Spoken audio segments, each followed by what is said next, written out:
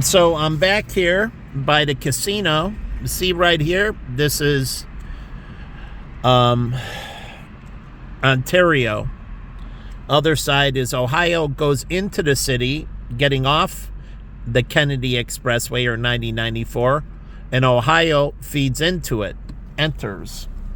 And so I'm looking at the backside right here, and I'm looking at Water Save, which is right here on Erie. And I guess this might have been a ramp that went somewhere. I have no idea where it goes. But this is Erie. It doesn't go through. But they could do a tunnel under, and Erie could continue through. But I thought this was a car dealership. So this is Water Save, innovative products for research. Okay. But the point is, here is the train line. Now this is commercial, and this could be a Metro stop. Metro stop. The new casino's coming in, right? Where is the nearest Metro stop? So we're on Halsted and Erie, and I'm facing west. Now, looking south, this is Gallery Marchetti. So there's a sign that says Gallery Marchetti on Halsted and Erie, and it's on the southwest corner. It will benefit greatly from the new casino, Gallery Marchetti. Erica, who owns a Kara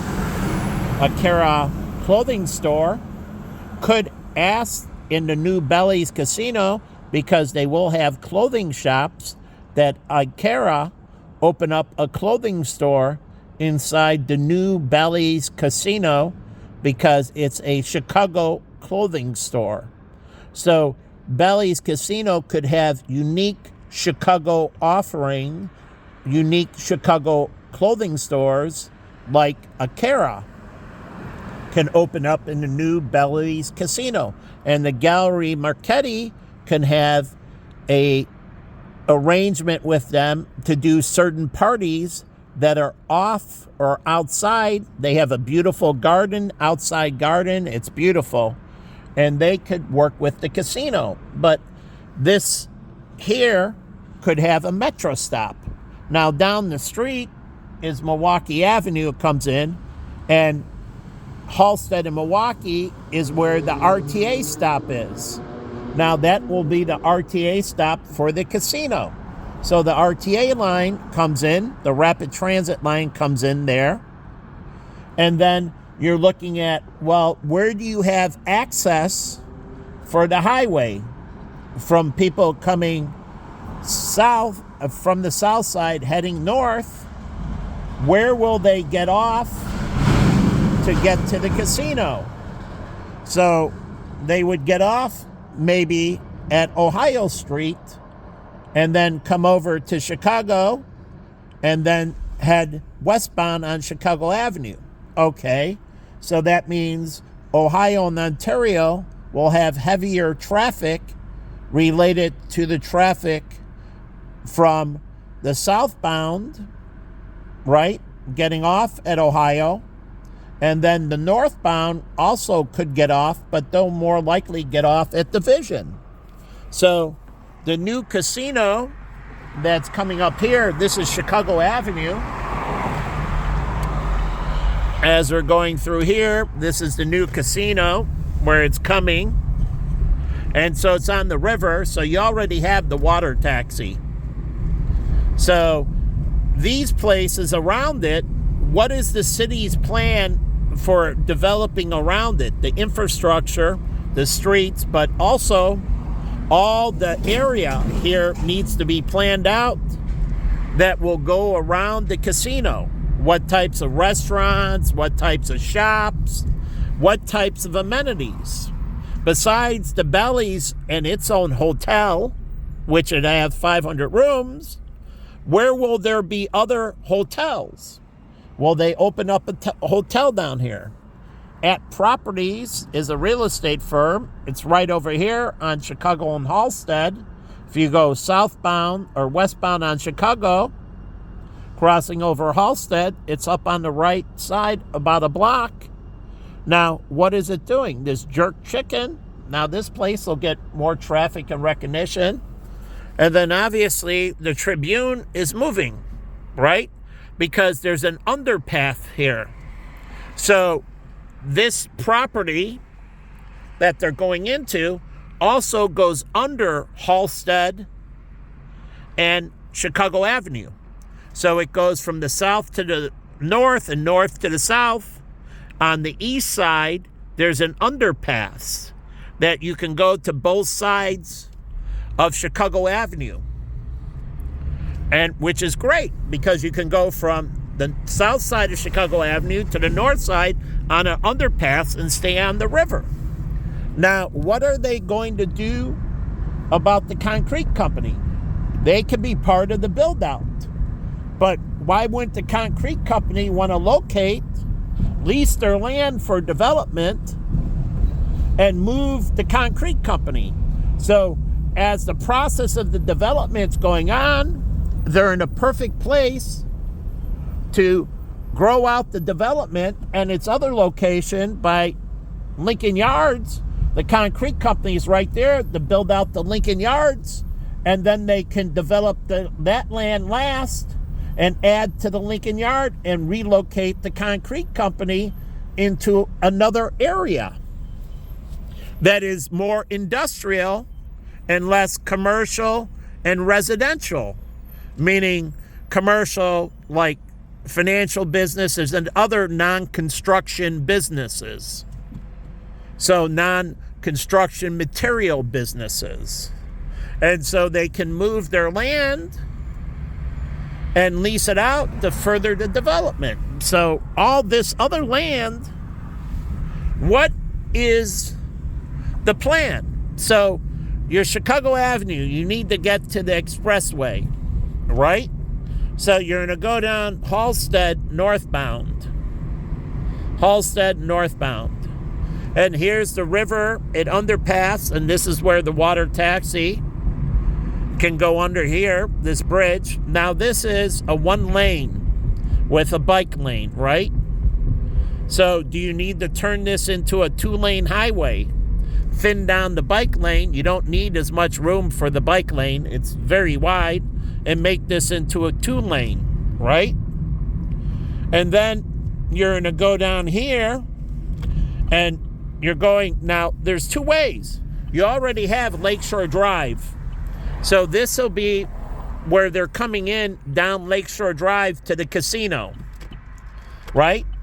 This way, when you turn left, you're going to look at them coming from, and this is why Mayor Daley on North Avenue denied building the IKEA, because they couldn't handle the traffic, more traffic for a huge structure like this. This is only a 1-lane bridge in each direction. It's a bottleneck. Then you have waste management. Now you have all the horrible smells from waste management. That's not going to be very good for a high-end casino. It smells like garbage. So not appetizing. So what are they going to do with the rest of this development? Okay? You have these streets here, Chevy and other side streets, that what are they going to do? What is the planning? There is a restaurant depot that can provide the casino. Restaurant depot right here. Now, that's not in a bad point. They could be the provider for all the food and everything for the casino. So they're in a strategic point. They could stay there. And then the Lexus dealership could have a deal with the casino. And then you have a coffee company right here. Maybe they don't want to go with Starbucks, but there's a coffee over here. I don't know. Maybe they go with Intelligente coffee. Now, here's the bridge. Again, it's another 1-lane bridge creating another bottleneck. And there's the expressway. Now, this is going to be very good. On the other side of the bridge is Bucktown. Bucktown. The casino's going to be very good for Bucktown you have a lot of art, and, they should be building out the art because it was where all the artists were in Bucktown. It was an artist community. And that means art means boutique and clothing in that. Where Erica started is in Bucktown. And you have this designer clothing, right? Unique designer, clothing. It's not only paintings and statues.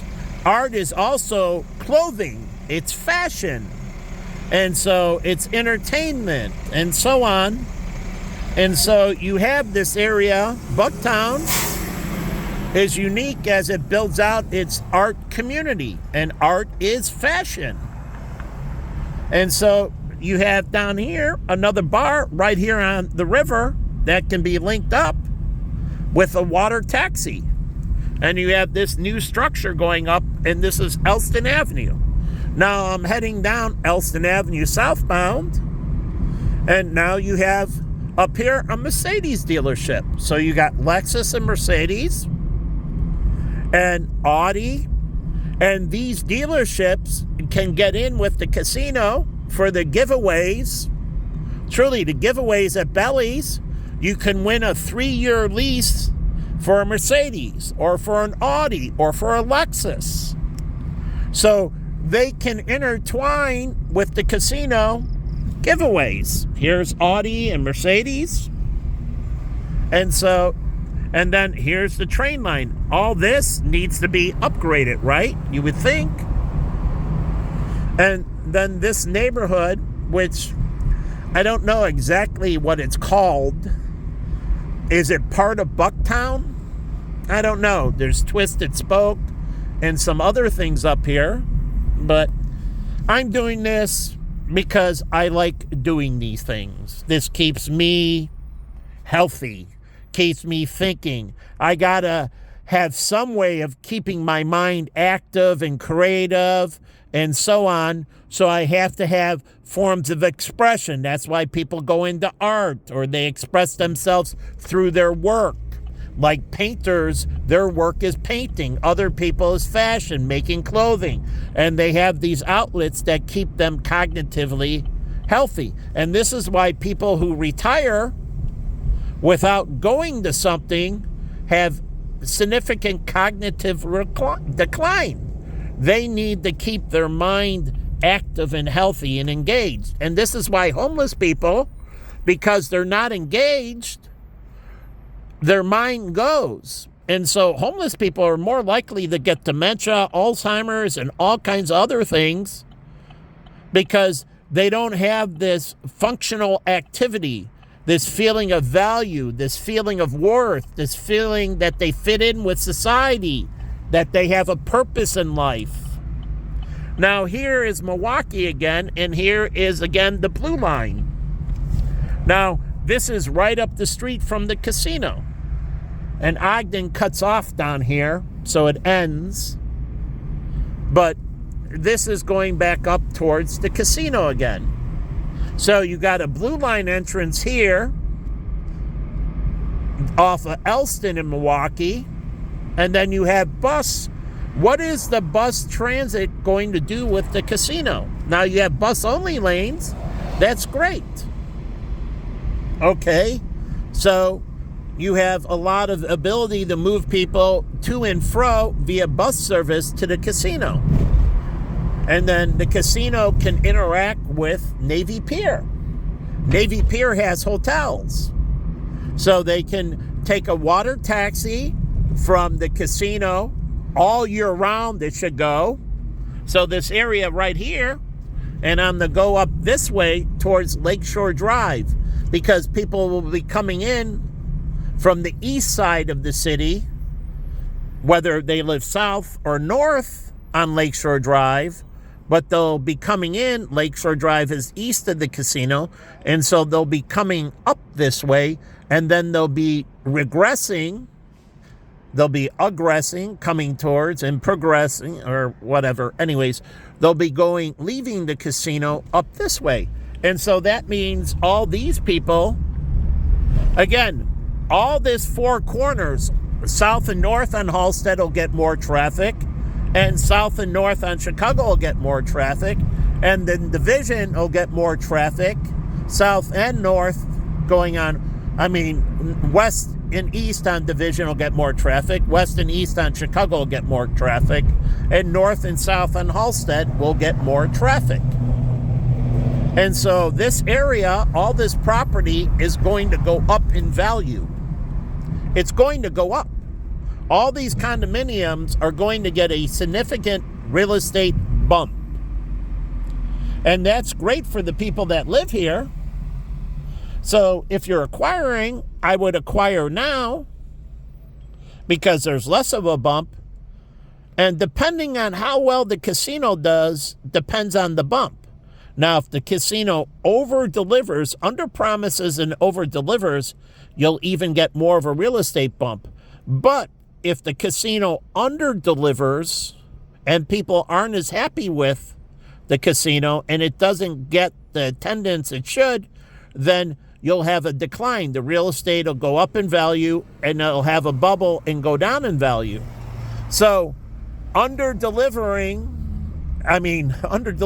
will cause a problem. So under-promising and over-delivering with the casino, having all these things that you're doing on the down low, and you will release these things as the moves up to the opening of the casino, and things you will do after the casino.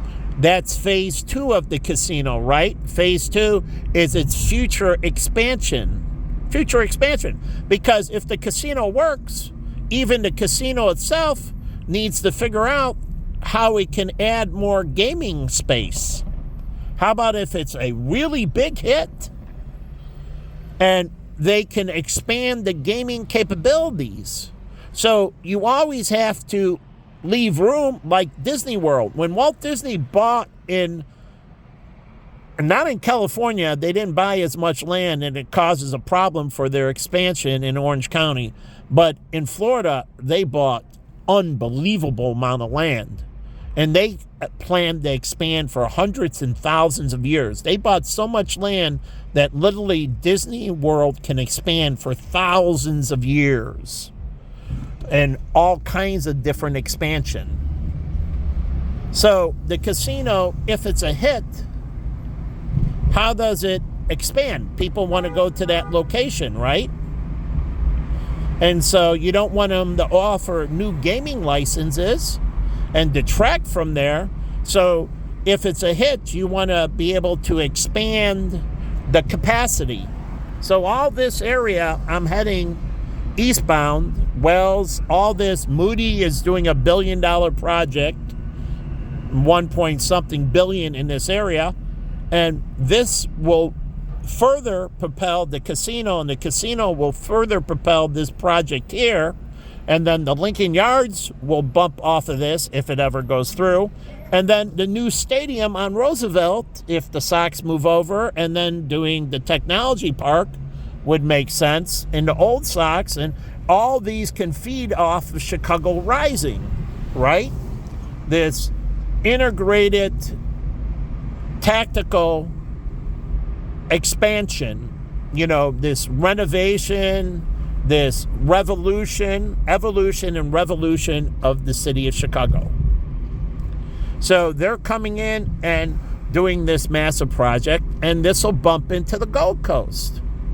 So I used to work at Joey's, and people came down here from Iowa and Missouri and all these states around in the Midwest to go shopping on Michigan Avenue. And they come down for the girls' store, American Doll store, and they take their daughter down. I met a guy who brought his daughter in. They come to the doll store, and they have a boutique for the doll. They get their hair done and all kinds of things. Buy new clothing for the doll, and then maybe buy friends for the doll, so they buy some more dolls. But they make a weekend at the American Doll store down here. And I met all these people who came in to go shopping on Michigan Avenue and Oak, and to stay downtown at the Peninsula or the Ritz Hotel. So it will feed, and the new Moody project, which is $1.5 or $1.25 billion, It'll feed in, and then the Lincoln Yards project, and then Google is already started the renovation, and they're expanding. So you have the Nordstrom's rack. This is a discounter. And then you have Nordstrom's and other water tower. And so now you can go straight, and I'm going to go straight, not by water tower, but this is across Michigan Avenue. You can't turn but right, and that will send traffic down to the South Michigan Avenue. But if you keep on going straight, this street now has hospitals. This is Lurie's Children and that, but ambulances come up and down this street. And you also have Northwestern. So this street is going to have a lot more traffic night and day. So are they doing any kind of sound insulation of the hospital? Are they changing the window from double pane to triple pane windows at the Prentice Woman and other things? And how are they going to deal with the increased traffic that they don't deal with right now, but they will deal with from the casino from Lakeshore Drive? So ambulance coming in and out, and if there's an emergency, and lots of ambulance. So I don't know, and they do have the helicopter pad down here. And so I don't know if the casino will have a helicopter pad. Why not? Boeing, when they came to Chicago, required the city of Chicago give them a helipad, so their executives landed at O'Hare and took a helicopter downtown, like Kobe Bryant used to take a helicopter to fly in instead of sitting in Los Angeles traffic. He had a helicopter, but it didn't have to be his own. He could have just ordered a Uber helicopter. Truly, Uber helicopters. Helicopter service. Helicopter taxi service. And so you take it, and the Chicago Bulls could have it, and you fly in, the helicopter lands by you, picks you up and takes you to the United Center, sets down, drops you off. So people can fly in to O'Hare Midway Airport. Let's go inner drive instead of outer. O'Hare Airport, Midway and O'Hare, and take helicopter shuttle service. Helicopter shuttle service, water taxi service. I don't know if it's available up at O'Hare, but it could be, and at Midway. And then helicopter service, helicopter, Uber, and Lyft. Why not? You can book through them, and then they can have black car, where you get a bigger helicopter, where it has more people. Say you have a party coming in, and you have people coming in, and you want to take a helicopter from O'Hare, skip over the highway, and go right to Bally's Casino and land. And your party gets out and enters the casino. So why wouldn't the casino do this? This is pairing up with Boeing. Boeing makes helicopters too, and planes, but helicopters. And so they can offer this helicopter shuttle service. The first casino that actually officially does it, from the airports to the casino, and from the casino to the airports. Now, people want to move in and out, and they don't. They can, when they land, they can do shopping, and they can shop before they land, and dine, and then they get on the helicopter and fly out. And you can ship them the packages. They don't have to take it home with them, like when I was in Vegas. They said, "Are you going to wear the clothing here?" And I said, "No, I'm not going to wear any of the clothing I buy while I'm here." And they said, "That's good." He said, "Then don't take the packages back to your room. Let me get your ID. I'll get your home address, and I'll ship the packages, your clothing, to you for free." For free. They did that for me in Vegas. They shipped it. I didn't need to take the bags back to my room. They shipped everything to my house.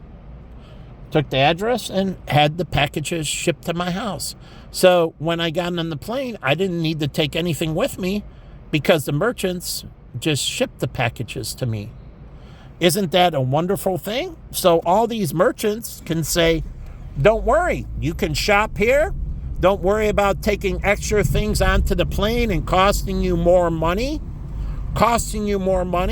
Since, I spent several $100s, not thousands, but I spent a good chunk of change, and they shipped me all my stuff for free. I thought that was great. I wasn't wearing it here. He asked the question, are you going to wear that here? Are you going to use that now? No. We'll ship it to you for free. Why be hassle of taking it with you back to the hotel room and lugging it to the airport and then getting dinged with extra baggage charge at the airport? We'll just ship it to you.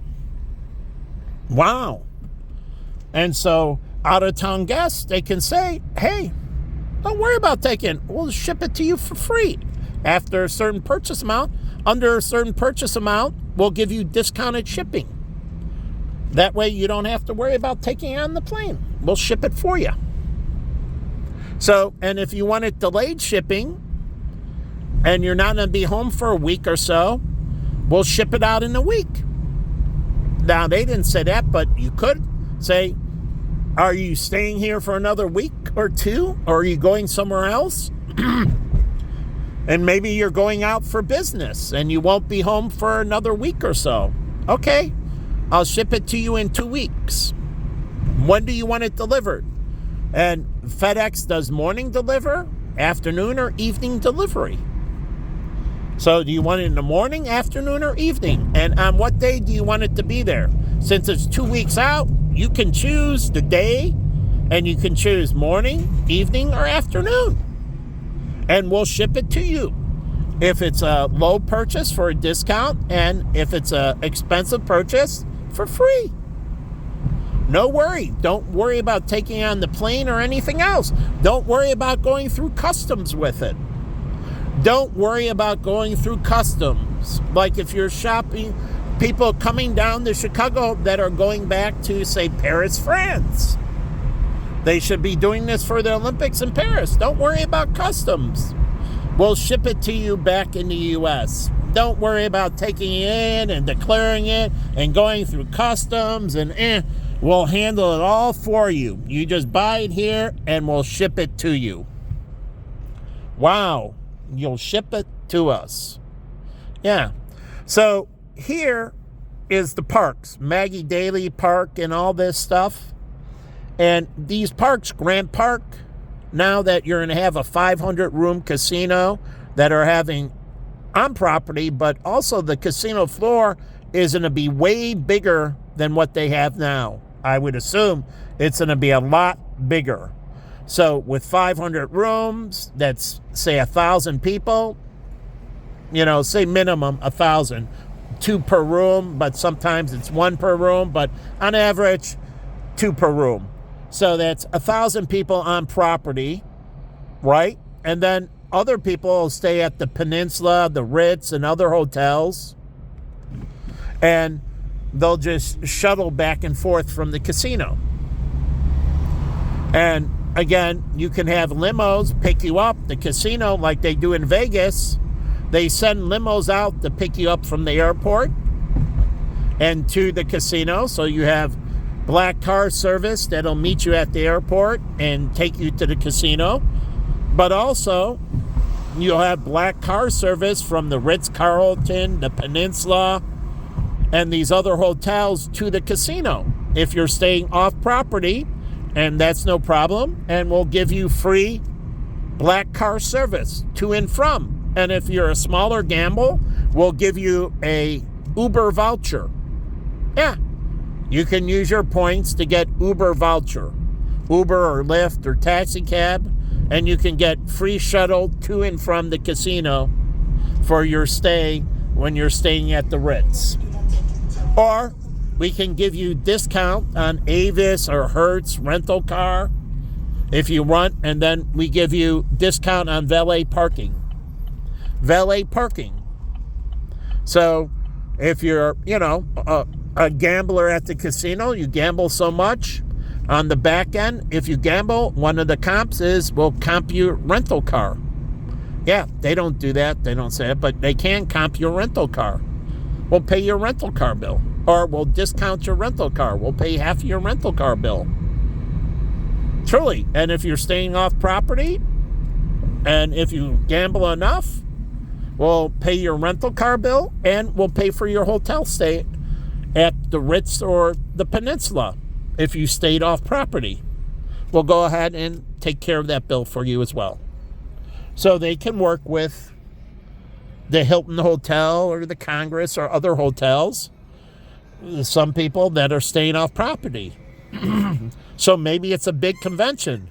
So the casino is going to work with McCormick Place. Remember I told you, now this is coming from men, and two places they asked for the most. Where were the strip bar and where were the casino? So the conventions at McCormick Place, they're looking for the casino. So it's a benefit because Indiana is farther out. Now, not that far out, but further out. But you can take the water taxi and take a shuttle to the Indiana casinos. But again, Belly's is down here, and it has exclusive. So, you can do this arrangement with the Belly's Casino. So I forgot what I just said, but again, they can work with other hotels around here. So the other hotels are going to benefit. It's not going to take away, because if it's doing its job, it's bringing in more traffic, whether it's from Rockford or downstate into the city and so on. And those people go back to their community and they'll use more of the local gambling and the people that are closer to Elgin or Des Plaines.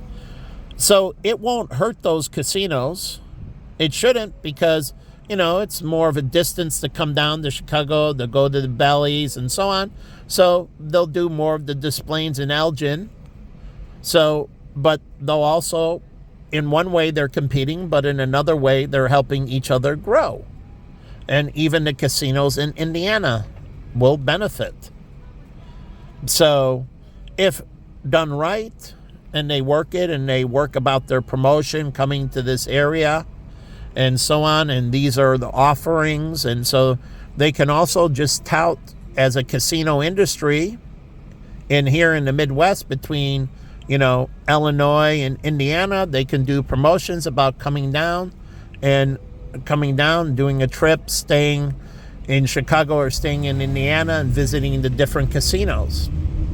So they can just talk about traveling to Illinois and one of the benefits, or traveling to Indiana and the benefits, and visiting the different casinos in the Midwest. Just like we have the Midwest University now that has the Tech Network. So I'm heading back towards Chicago Avenue now, down Michigan Avenue. Now, here is the parks, and you'll have the Bean and more tourism and so on. So it's not like you want to make Chicago Vegas, but you want it to add to the flair that's uniquely Chicago. So you want that casino to go off right, to be this very big focal point, to be done very well, to be, something uniquely different Chicago, where there's not a million other casinos competing around you. And so you have a niche property, a niche offering in one of the biggest cities. It's not like Vegas, where you have, all the different areas they have Laughlin and several other parts of Vegas that have casinos.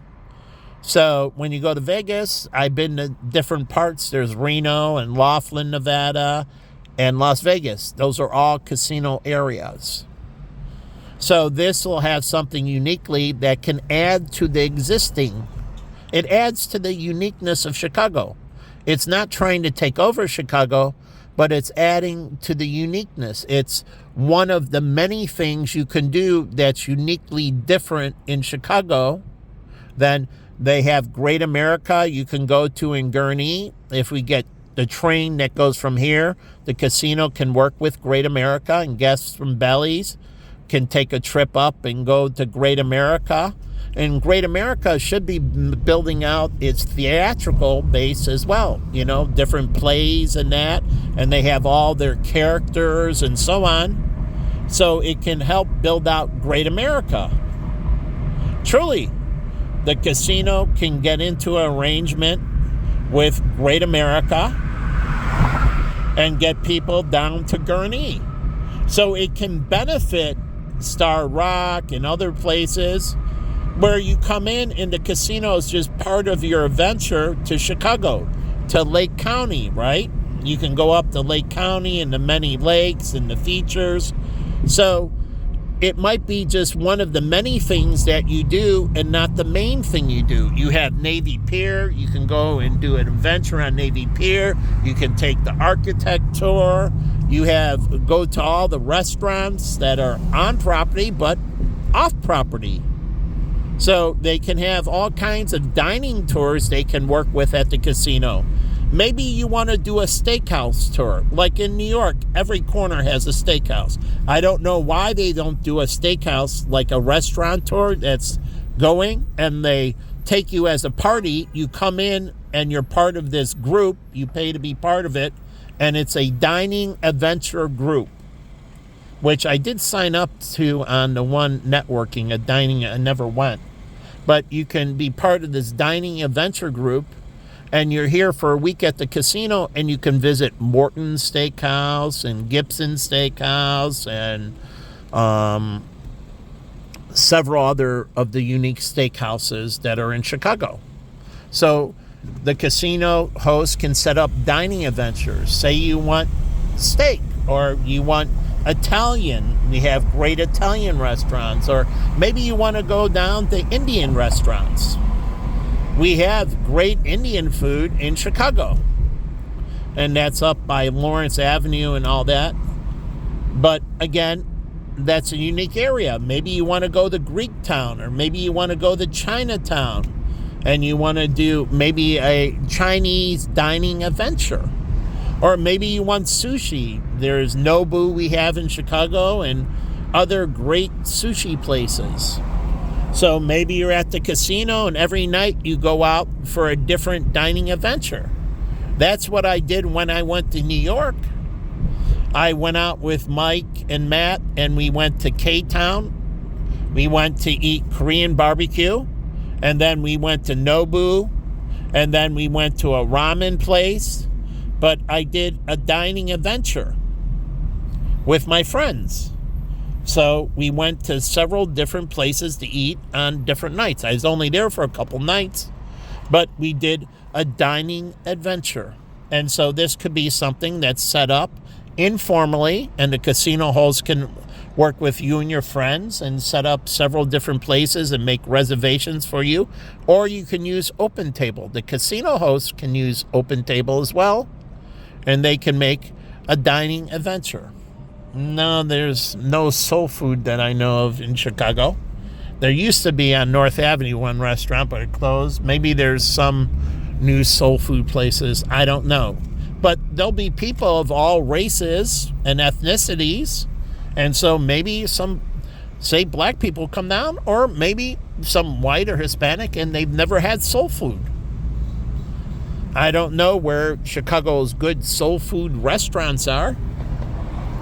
But that's something that's uniquely American. Soul food is American.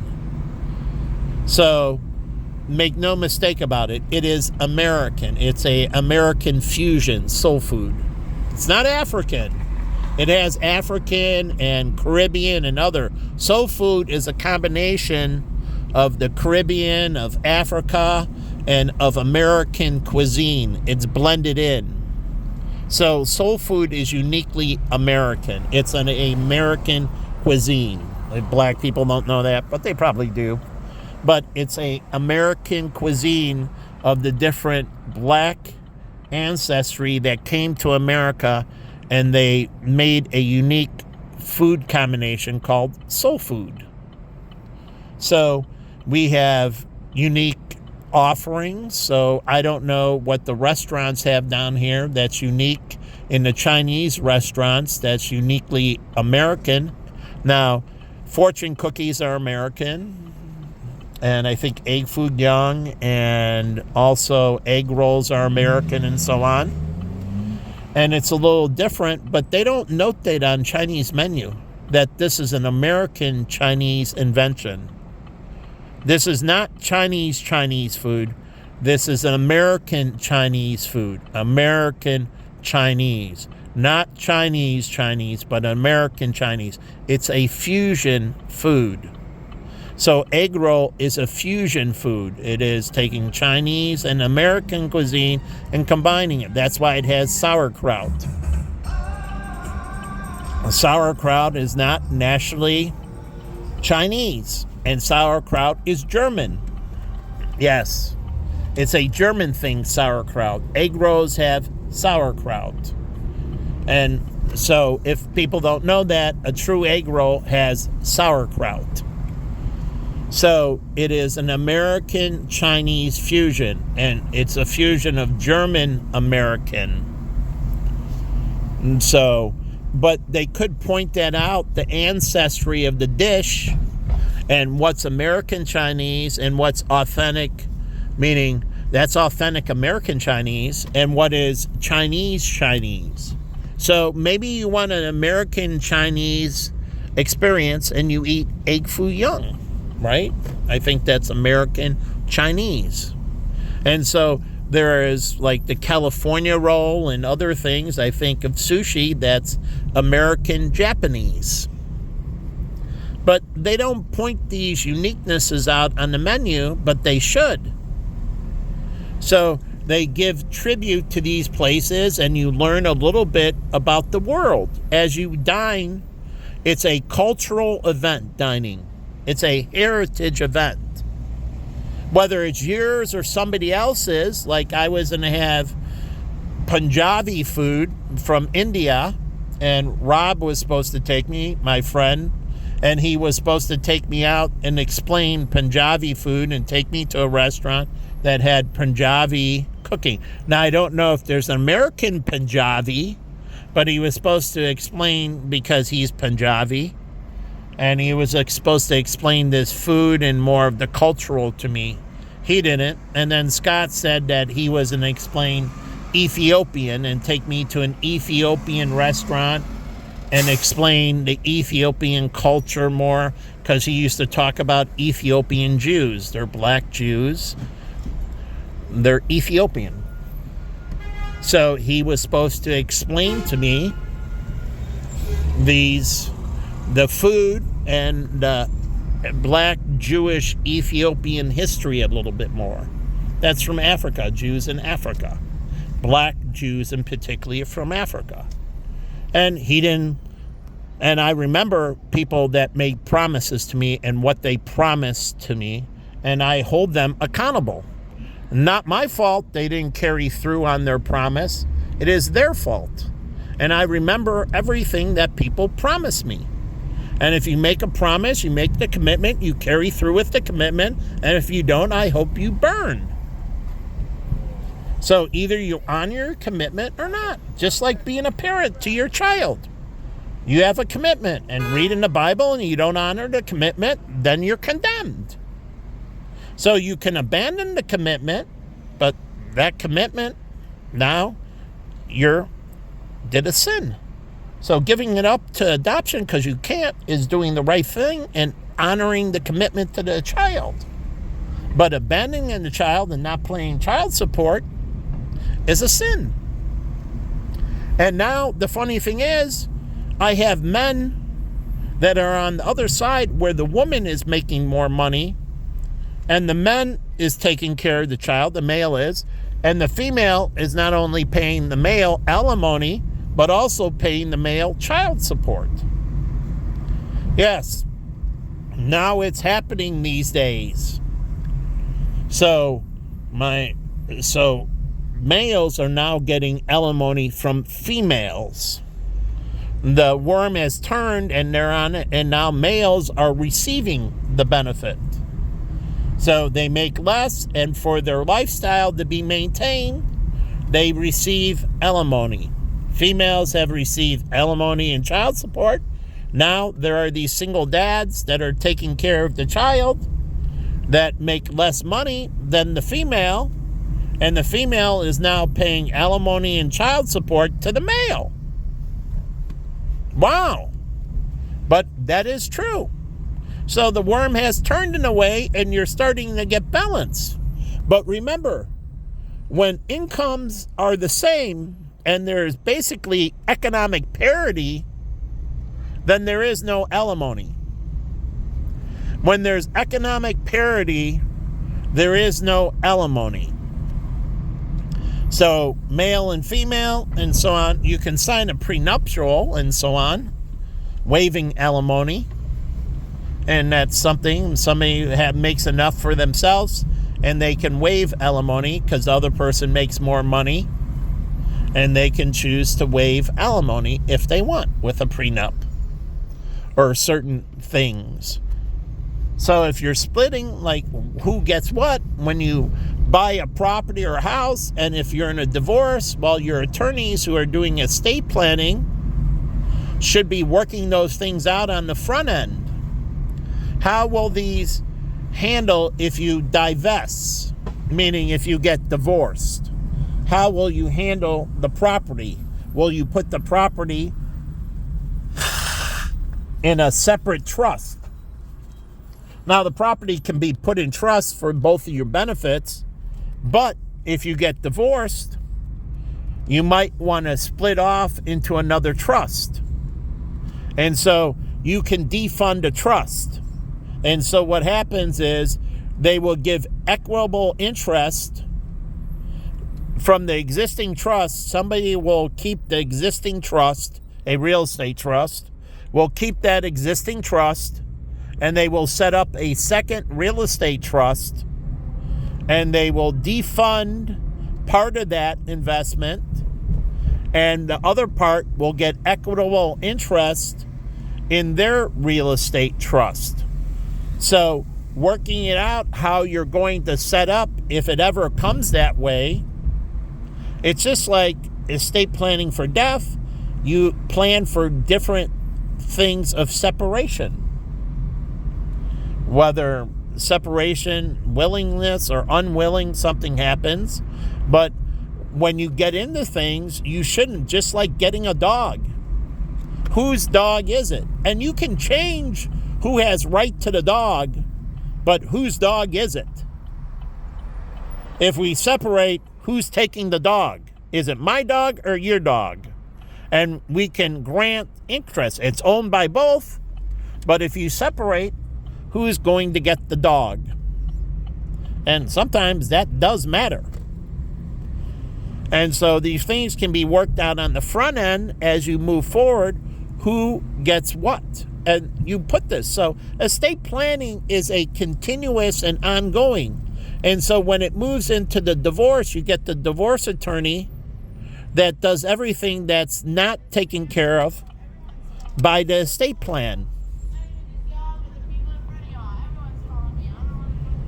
So everything that's not taken care of by the estate plan, that's where the divorce attorney comes in to settle these things that aren't deeded, that haven't been taken care of. And there'll be a lot of amenities and things like who gets the couch? Do you want the couch? I don't want the couch. Things that are small, that not worth about, putting it where it's a give and take situation.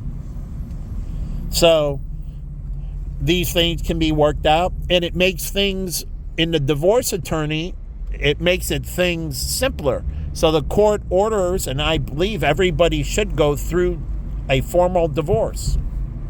Now, the church sanctions the divorce. Now you go through the step with the church, and they do the things, and they bless the separation. And it's like you're not being married, but they bless the divorce. And then you take those papers to the court, and the church has already sanctioned the divorce. Once they've sanctioned it at the church, and the church should ask you to go through counseling and everything else to try to preserve the marriage.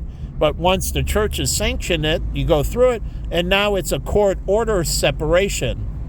Court-ordered separation. And the reason you do this mainly is for tax purposes.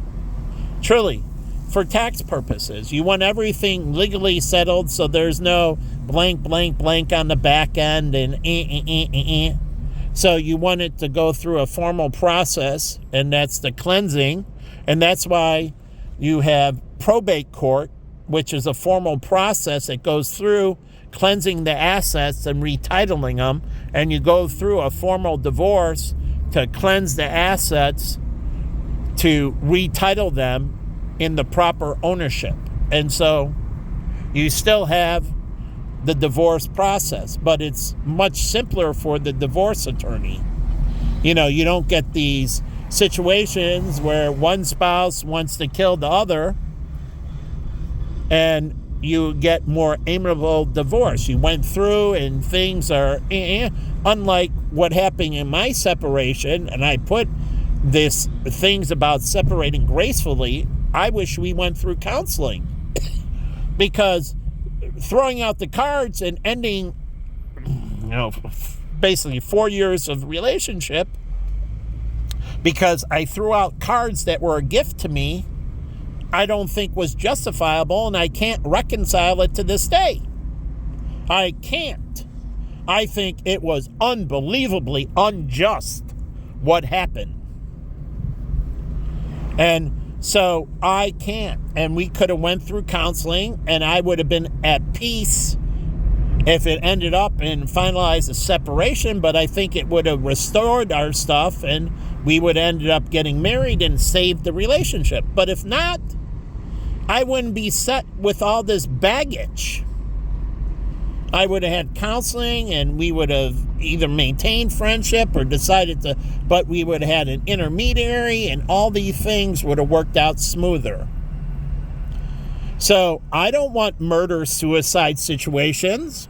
They tend to happen. And if you look in law enforcement, they have murder-suicide situations all the time.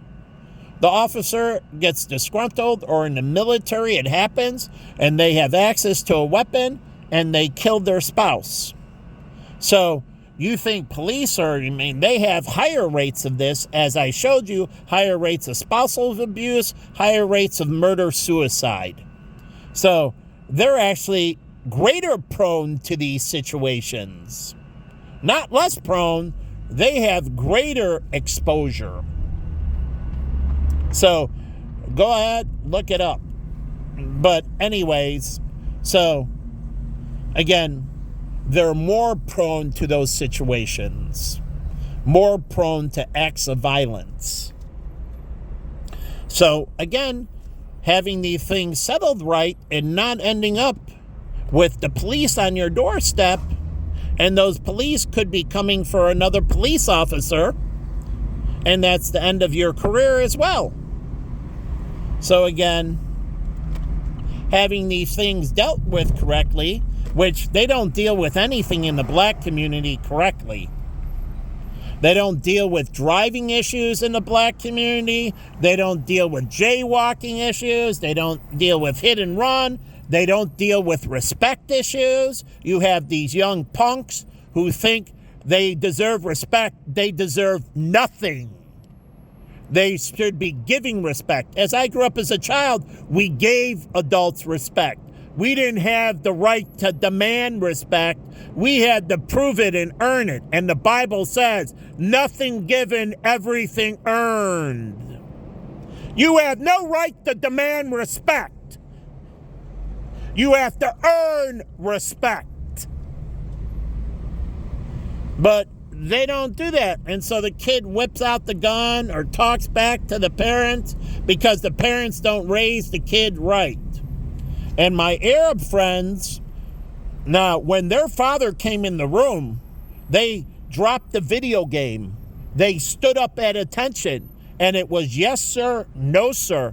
Or they knew the next step was them getting their ass handed to them, because doing disrespect was not tolerated. It's like in the military.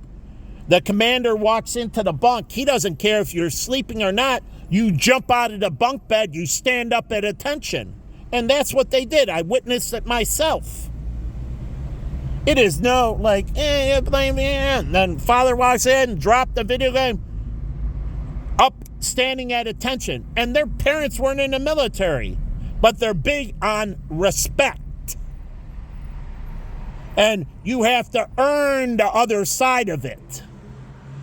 That's why they bow down numerous times a day to God. Bowing down, bowing down, bowing down.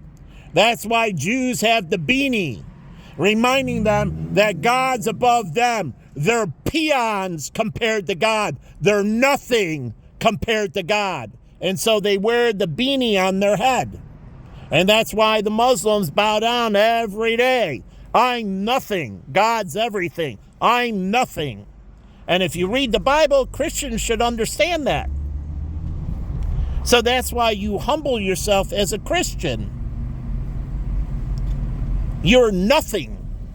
God is everything. And if you want respect from God, you got to give respect first.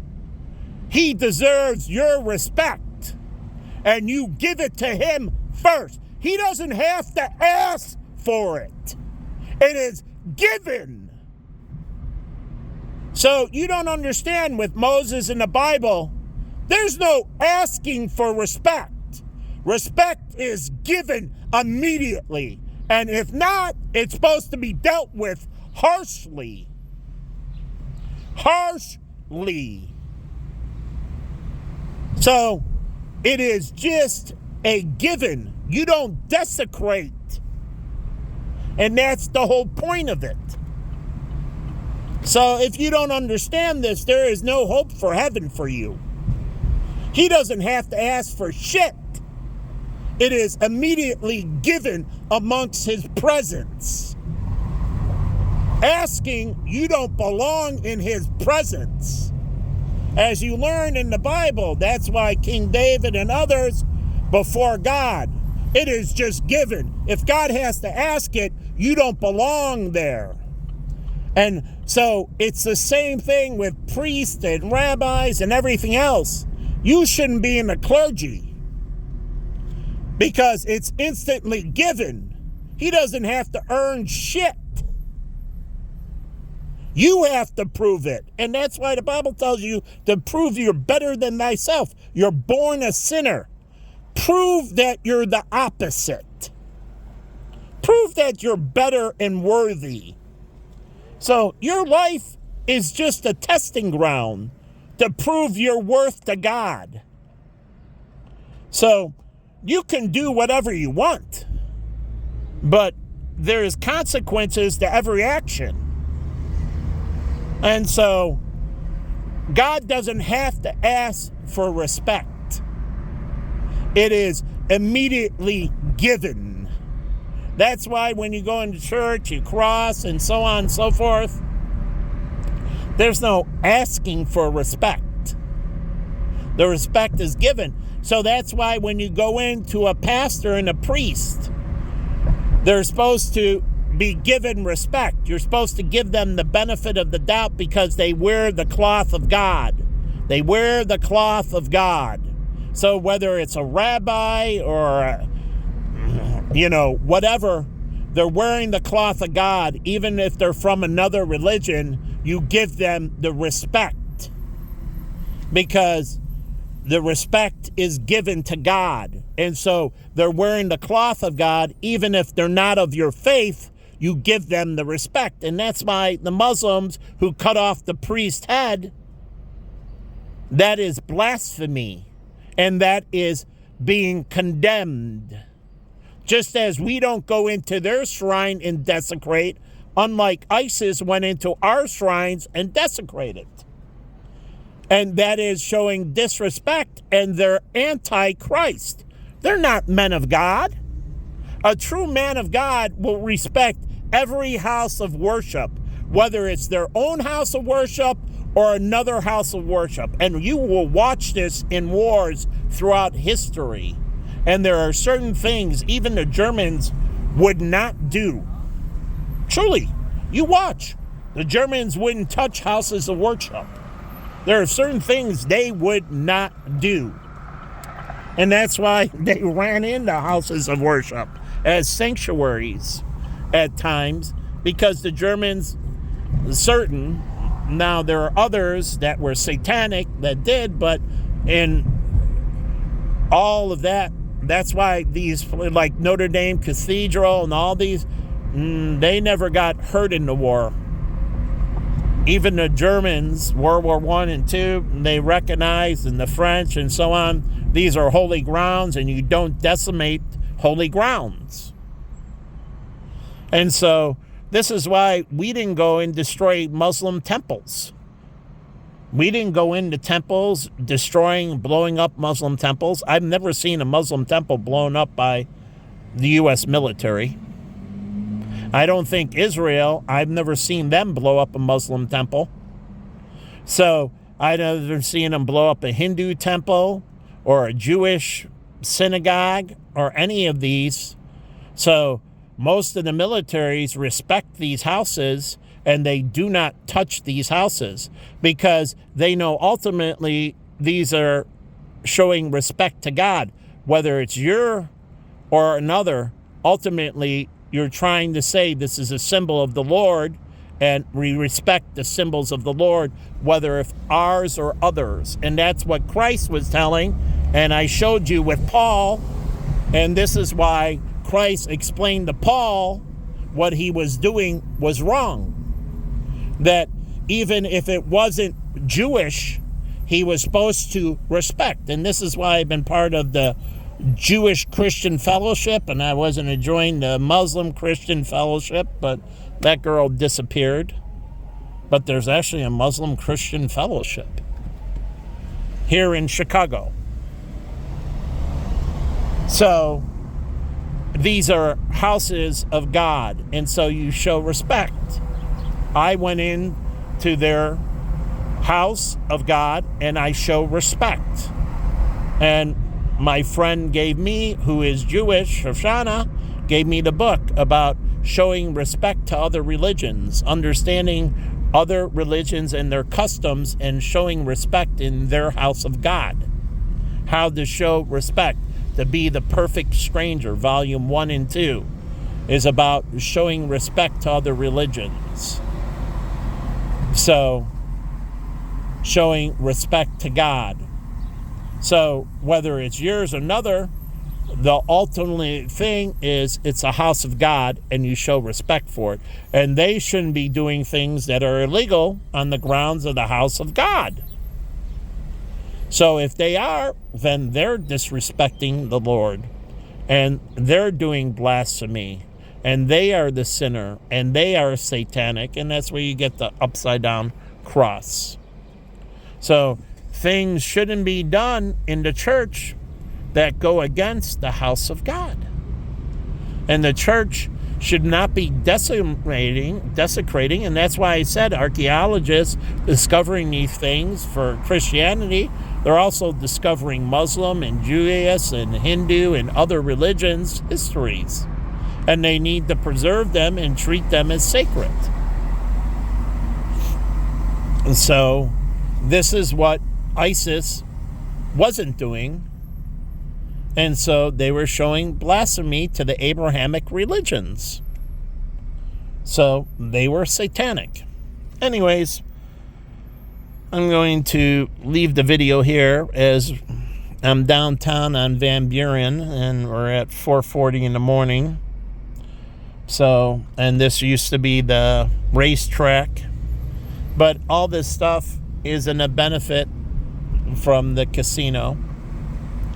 So maybe Chicago is rising, and here's Roosevelt University. It's up there, and you really can't see it from the street as much, but people that are across the street notice it. And so, but the city of Chicago doesn't promote on their city sites, and the wards, where do the wards promote their schools? Like if I want high schools, elementary schools, then I want public schools, private schools, public colleges, private college. Roosevelt's a private college. DePaul's a private college. University of Illinois Chicago is a public college.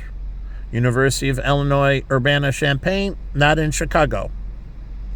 But again, Chicago should be promoting their graduate school. University of Illinois, Urbana, Champaign, graduate school is downtown Chicago. They have a downtown campus. Oh, yeah, that's right. Notre Dame Graduate School is downtown Chicago. And yes, Hyde Park is University of Chicago, which is in Chicago, in an area called Hyde Park, but it also has the Gleacher Center. Northwestern is in Evanston, but they have their medical school downtown, their law school, and they have also other courses and graduate courses downtown in Chicago. So the city of Chicago should be promoting those, and the aldermen should be promoting those on their website. So if I want things on the website, in a ward, I go to City of Chicago, and then it shows me a map of the ward and a list of the wards. Then I hit on the ward, and it shows me a map. I can touch the map or click on the map, and I want Wrigleyville, and it shows me all things Wrigleyville. So all businesses and schools and institutions and religious institutions, churches, mosques, Hindu temples, Jewish temples, should be all there if they're in that ward. And so I click on the ward, right? City of Chicago map, and then I click on the ward, and then it lists everything out, and it can do it alphabetically. Usually that's the easiest way to do things. But if you want them to do them a different way, you can feature them in a different way. But I'd be able to get everything, and you just ask to reconfigure. Reconfigure by most expensive areas. I want realtors. So every realtor that has property listings, I go to the University, the City of Chicago, the state of Illinois, right, has a map of everything, and it's linked in. The City of Chicago is linked in to a map of the state of Illinois and the state of Illinois site. So I go to the state of Illinois, I click on the City of Chicago on the map, or I hit the link, the City of Chicago.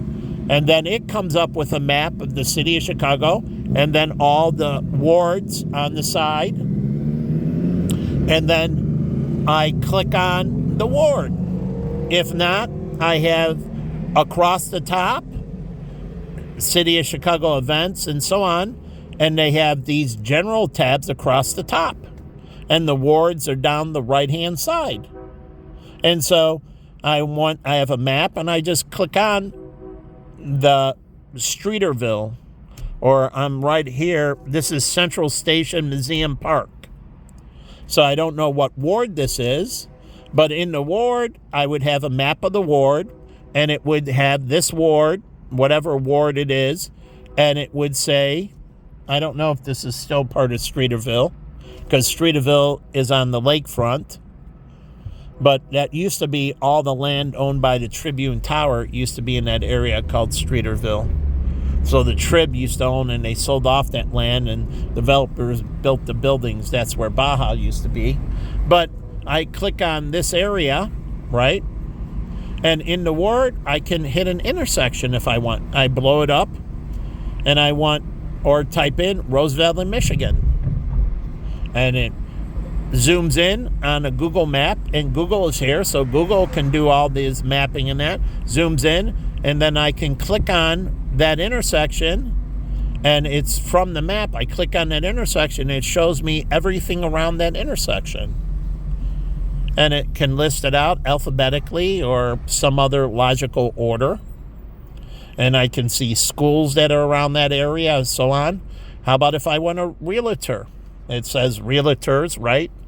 I am Michigan and Roosevelt. I want that area. I went to the City of Chicago. I saw Roosevelt, and it was in this Michigan, in this ward. I clicked on the ward, and then it said, on the right-hand side, it said realtors. And I clicked on realtors, and it showed me every realtor that's listing a property.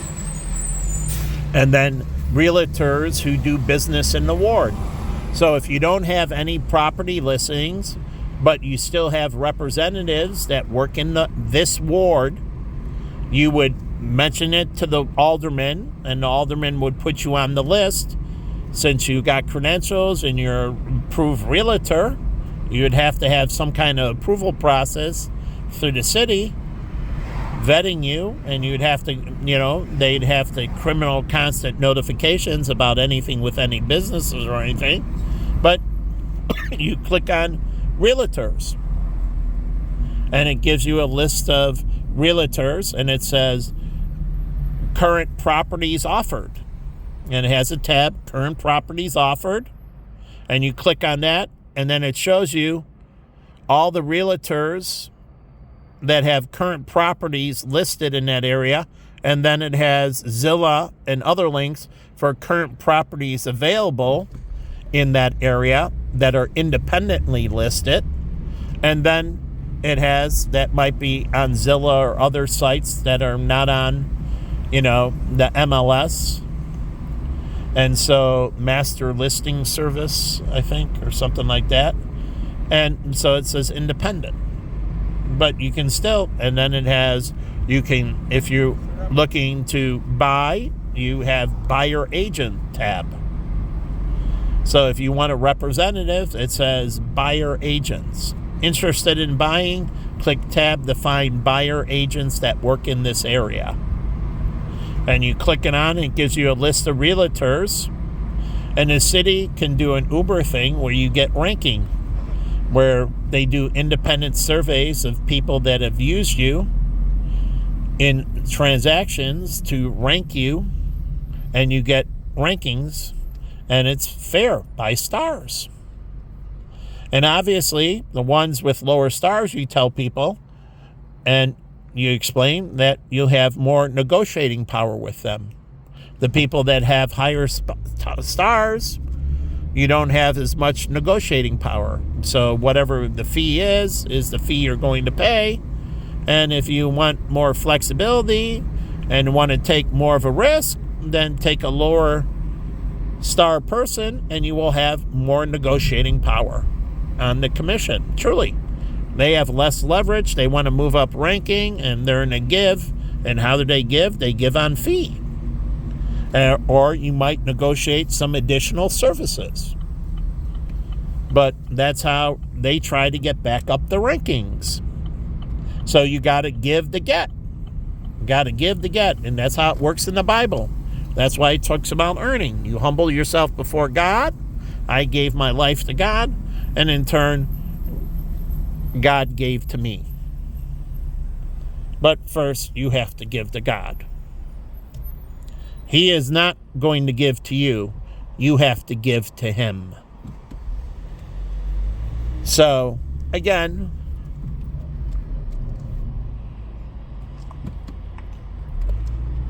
I don't know what you're doing. But anyways, I'm down here. Here's Wintrust. Here's the Marriott. This will benefit from the casino. You have massive amounts of conventions coming in. And, oh yeah, that's right. They could have a gambling convention. And there's different forms of gambling. They can have an online gambling convention. And they can have a convention for all things that go in casinos. Truly, a casino convention only for purveyors of casinos, vendors that offer things to casinos, and casinos that purchase things. And so it's only, you have to be either a vendor to casinos or work for a casino to attend. And then they have a general gambling convention, all things about trips and other things related to gambling, different groups and LinkedIn networks. Yeah, LinkedIn, that you're a professional gambler or you want to be part of an amateur gambling network.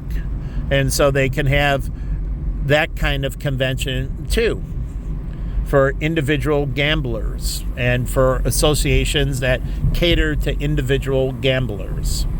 And so they have a individual gambling convention and purveyors that cater to individual gamblers, and those would be also casinos themselves.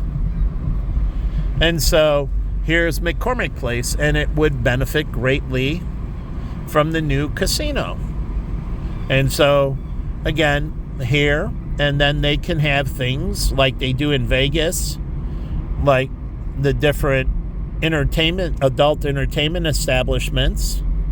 My girlfriend worked for an adult entertainment establishment, so I'm not against them. But again, things being done the right way doesn't matter. People shouldn't be sex trafficked.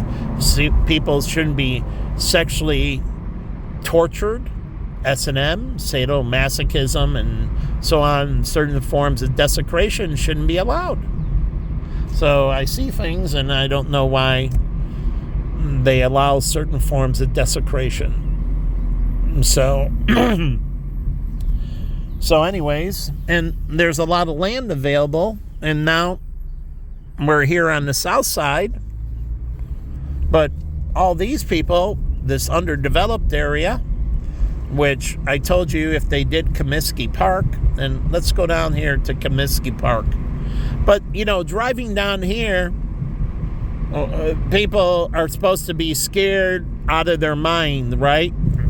Because black people, some reason, they want them to go to concerts, they want them to see them at football games, they want them to watch them play basketball, they want them to buy their clothing. But you go down here and they want you to be scared out of your mind. Isn't that counterintuitive?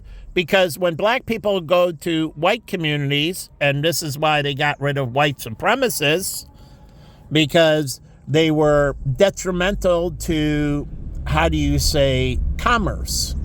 Truly. And that's why white people didn't like white supremacists, meaning preferably dating and so on and so forth, white people, and that's fine. And if you want to hang out with white people, but actively attacking somebody because they're another race wasn't acceptable. So white people got this a long time ago. So if you're saying there's the new KKK, yeah, if you're talking about interracial marriage and how it's preferable to marry somebody from your own race, and you have thoughts along those lines, and you want your social network to be all white people, and that's fine. Because even them, as you see in the Mayor of Kingstown, the whites deal with the Hispanics, who deal with the blacks, who, I think there's 4 groups, and I'm missing a group, the Asians, but that they're not represented in there. But anyways, because people need to do commerce, so they trade professional services. So just because you don't like countries, China, just because you're not Chinese, doesn't mean the Chinese don't do business with America. They do. America buys from China, China buys from America. But China has every right to have their own country, their own people, and they govern their own laws and so on, and they decide what they want coming into their country and what they don't want coming into their country. So you can say its preferences is what we go down, and some people have more extreme preferences, and that's fine. Go to an all-black college. I've never been against all-black colleges. But I am against black people who say you can't have an all-white college, or an all-Asian college, or all Arab college, or all Hispanic college. I'm against them saying that. So if they want to set up their criteria and only want people around them, that's like a Christian school can choose to only allow Christians. They can be more open and allow any Christian faith, or they could say you must be Catholic and I have no problem. Or you must be Mormon. To go to this school, you must be a Mormon. So this is where I have differ my opinion with black people. They've been playing both sides of it, and it's a bunch of BS. So either give it up or be condemned. So I have no problem with sending my kid to a school. I want him, say I dated Jen and we got married and had a kid, I was going to send him to Korean school, I wanted him to be around other Korean kids. So I wanted him to go to a Korean school and only be around other Korean kids because I wanted him to build out his Korean network. So I wanted him to go to a school to be around certain things. And you go to certain religious schools or certain institutions, truly, to be around certain people. Every institution has a unique niche focus. If you want to be around engineers, truly, sometimes go to go to Purdue. I was in the so they have hydraulic engineers, they have computer engineers. Purdue is a very good engineering school. And that's another reason it doesn't really do well at football a lot of times, because a lot of football players don't tend to choose engineering as a, educational path. So there's reasons why Northwestern and Purdue and Indiana and so others struggle with their athletics compared to Michigan and so on, because those students don't pursue those academic majors, and so they don't tend to go to those institutions. And other institutions, say Kentucky or so on, have academic majors that are more appealing. But again, Kentucky, it's a disgrace to college basketball because the players go there and they leave after a year or two, and it's a joke, and it's very bad for the program. That's why years they're at the top and years they really not good at all. If they had people for 4 years, all these programs would be more stable. And they could also build off of an athlete. So if you get one, say, Michael Jordan, that was a diamond in the rough, and he turned out to be a good worker and so on, and he developed quickly, then if they're there for 4 years, like North Carolina, if Michael Jordan stayed for his 4th year, it would have been easier to recruit in for North Carolina, and they would have been in for another title run as well. So when you get stability, and North Carolina and Duke, that's why Coach K, they tended to stay more towards 4 years, and so they had these longer, consistent runs in the Sweet 16, the Elite 8, the Final Four. And it also allows programs to build. So you get people and they can build team chemistry, and your seniors might peak in their final year because they're together. They might be an outstanding class that does very well, gets into the tournament and goes deeper into it. But then it's gone and they're building the younger class below and they don't have the skill. So the weaker schools, if the athletes stay for all 4 years, by the 4th year, they're incredibly competitive and they usually make a deeper run into the NCAA. That's what Princeton had, a deep run into the Final Fours. But again, you get people that are staying.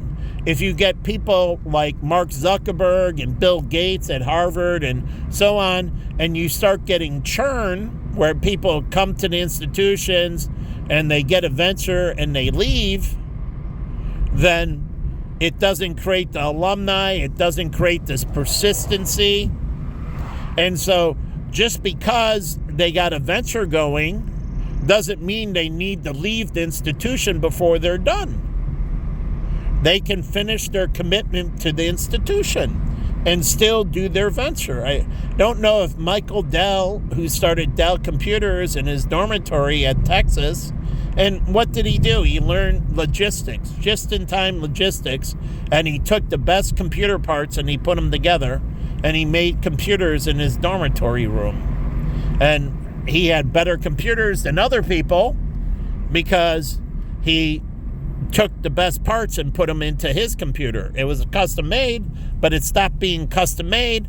And then Michael Dell, the reason they grew is because he emphasized just-in-time logistics with his vendors, And he didn't sit on any parts. So he didn't need money to warehouse and other things. All his facilities were production. Everything that came in got put into a computer right away and went out the door right away. So Michael Dell was never sitting on inventory, and this is why he took it private again. But he was never sitting on inventory, and everything ordered was already prepaid. And so he built a company where people were paying for the computer before he ever got any of the parts. Before he purchased any of the parts, he got the money up front. So he grew very fast, and he didn't need to raise any capital. He didn't need to raise zero capital. So he didn't have to give away any equity. Why didn't he give away equity? Because people were paying for the computer before, guess what? He ordered the parts. And he had just in time with his vendors where he set up a network where they got him the parts quickly. So he could assemble the computers and it went out the door. So he didn't need to raise capital because he wasn't front-ending anything except for the wages, but he wasn't even front-ending the wages because they were buying the computers in advance. And he would only have new people when he had more orders that the current people couldn't fulfill. So that's when he had, and that's where you do temporary services. It's temp to permanent. Temporary to permanent. And so you don't bring people on until you can afford them. So you hire temporary, and if orders slow down, then you let them go. No big skin off of your nose. They were just temp. And if things stay stable and you see orders out into the future and you might want to hire them because acquiring them is cheaper than paying for a temporary service. And usually you have to buy out the employee. You have to buy that person out. Do you know that? My Waltz brothers, they did that. They had to buy out an employee from the temporary service. They had to pay him X amount of his wages as a buyout. And they still paid the employee their wages, but they had to fork up $50,000 or something to buy out the employee so they could hire him as own. Google does the same thing. It works with temporary services. And if anyone hits the criteria and they need them, they will buy them out from the temporary service and hire them in as a Google employee. But it doesn't happen often. So temporary services tend to have very good business with Google because they bring people in for projects, then shed them, and they only hire very few. So they grow very slowly, just like Vanguard. Now, Vanguard didn't use temporaries, but they could have in their call centers and others. And then if they don't get enough, they could shed them. Instead of shutting down the fund, you can just downsize the supporting services because you don't need as much. Now, what they did with me, because things are slow in our individual retirement accounts, they sent me and I went all over. I was the only one. I went to our small plans. I went to our banking division. I went to our annuity division. I worked in every division we had. So I got cross-trained in everything they had to offer. Truly. And I was the only one. No one else in my team, no one else in the organization. I was the only single employee that worked in every aspect of the company. So when I talk about Vanguard or institutions, I know the institution inside and out. I know every single aspect of that institution. Every single aspect. And plus I got the book from John Vogel and know the history and so on. So University of Chicago, they're looking to do a big expansion. So big expansion. But the funny thing is, where is the field moving? And you talk to anyone that talks about species, about the human race, it's preventative medicine. Preventative medicine. Doing things where there's plaque buildup and you take care of it. Instead of waiting for them to get Alzheimer's, you do small invasive surgeries, these microsurgeries, cleaning up a little aspect of the brain or a little aspect of this area, and you get more consistent everyday business doing preventative, and those people might have to come back, like cleaning up plaque in arteries and so on. And so you have some buildup, they go in, they clean up a little, and you never get big buildup. So you live a good life, a healthy life, and they prevent you from getting sick, seriously ill. They prevent you from getting seriously ill. And that's where mental health should be moving. It should be moving to preventative medicine. Catching you before you have the breakdown. So catching people before they get full-blown anxiety, PTSD, and so they should be monitoring these things with evaluations in HR, better SHRM and better HR, where they can monitor and see things starting to happen, even things starting to happen financially or at home, and they can do certain preventative actions. Like people showing up late for work, or work is suffering a little bit. Something is going on. Something is going on with them. So they can do this preventative action and do this intervention, but the human resources can do it and figure out, do you need more flex time? Do you need this? Do you need that? Do we need to reposition you? Like my friend Tina, she worked at Deloitte, and she used to do this comforting of employees. She was really good at it. So she moved in. She should have moved into their human resources. I think that really is where her passion is, because she has this more caring and motherly and so on and so forth. And so me and her talked about racial issues, and we never not got along. And she had a problem with some white guy at work, and I helped her work through it, and we strategized, and the issue was resolved by applying certain techniques and trying to figure out and understand motivations of why he's doing and the problem self-resolved. But like people like that, like with Jen, there's no talk about racism, because you gotta peel back the onion to get to the true motivation. Even you say white supremacists, what is it? Is it an economic resource? Is it some other resource? Now the KKK, the reason is the blacks got these things from Lincoln. They died. They burned down the plantations and everything else. Grant did a scorched earth, and they destroyed everything in the South. And so then they had this land that was given and so on. And some people say, but as far as I knew, it was true. And they gave them a mule to do the plow and help them farm the land and so on. But the whole point was they were suffering. They got displaced. They were displaced workers, and Lincoln didn't deal with that.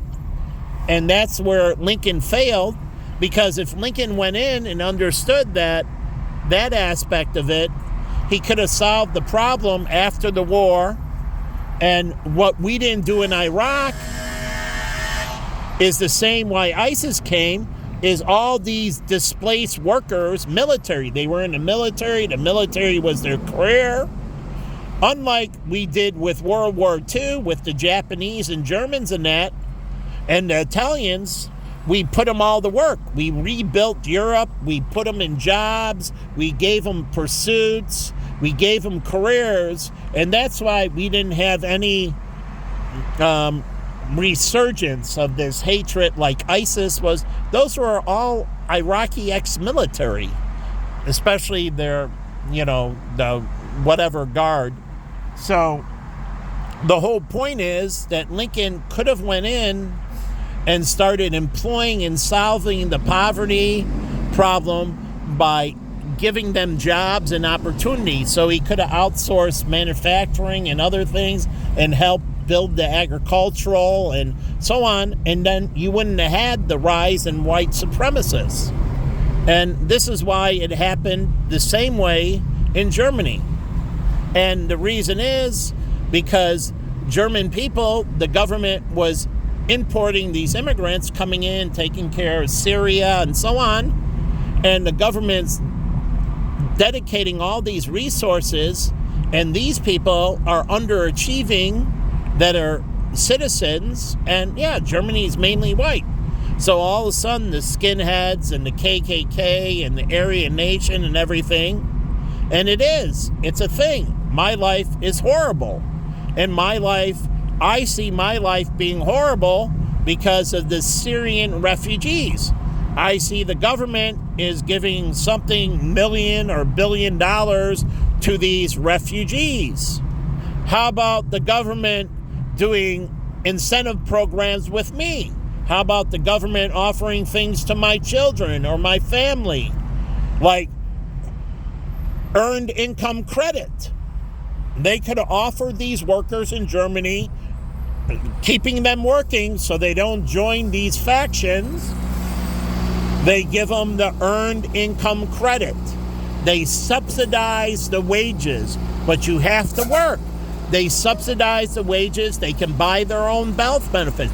If you don't have an employer who has no health benefits, you get an enhanced earned income credit. So if the company has no benefits, the government will give to those workers an enhanced earned income credit. You have the regular earned income credit. That means you got health benefits and disability and other benefits at the company. But if the company doesn't have, and then you can go on to their exchange. Instead of giving the credit on the back end, you give it to people for working. And you keep them busy. And idle mind is the devil's playground. So a car should be towed away by a flatbed is left here. I don't know why, but a flatbed should scoop it up and take it out.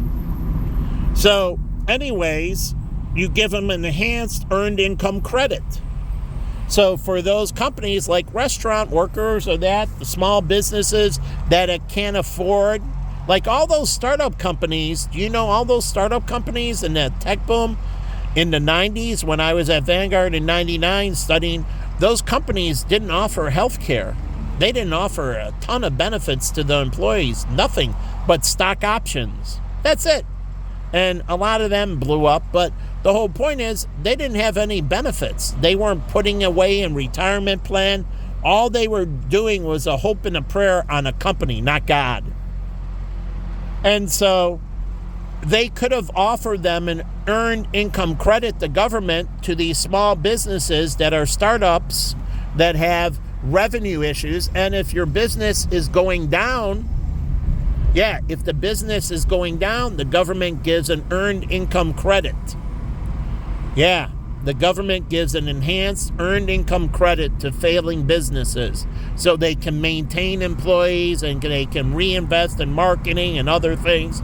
So if the revenues are down and they look at it because they have to have tax filings, the government goes out to the business and tells them that we have a list of your employees and we're going to do a specific enhancement of earned income credit. And they can do it by business or by industry category. And this enhanced earned income credit can be used for transitional services. Say an industry is just winding down altogether and it's just shrinking.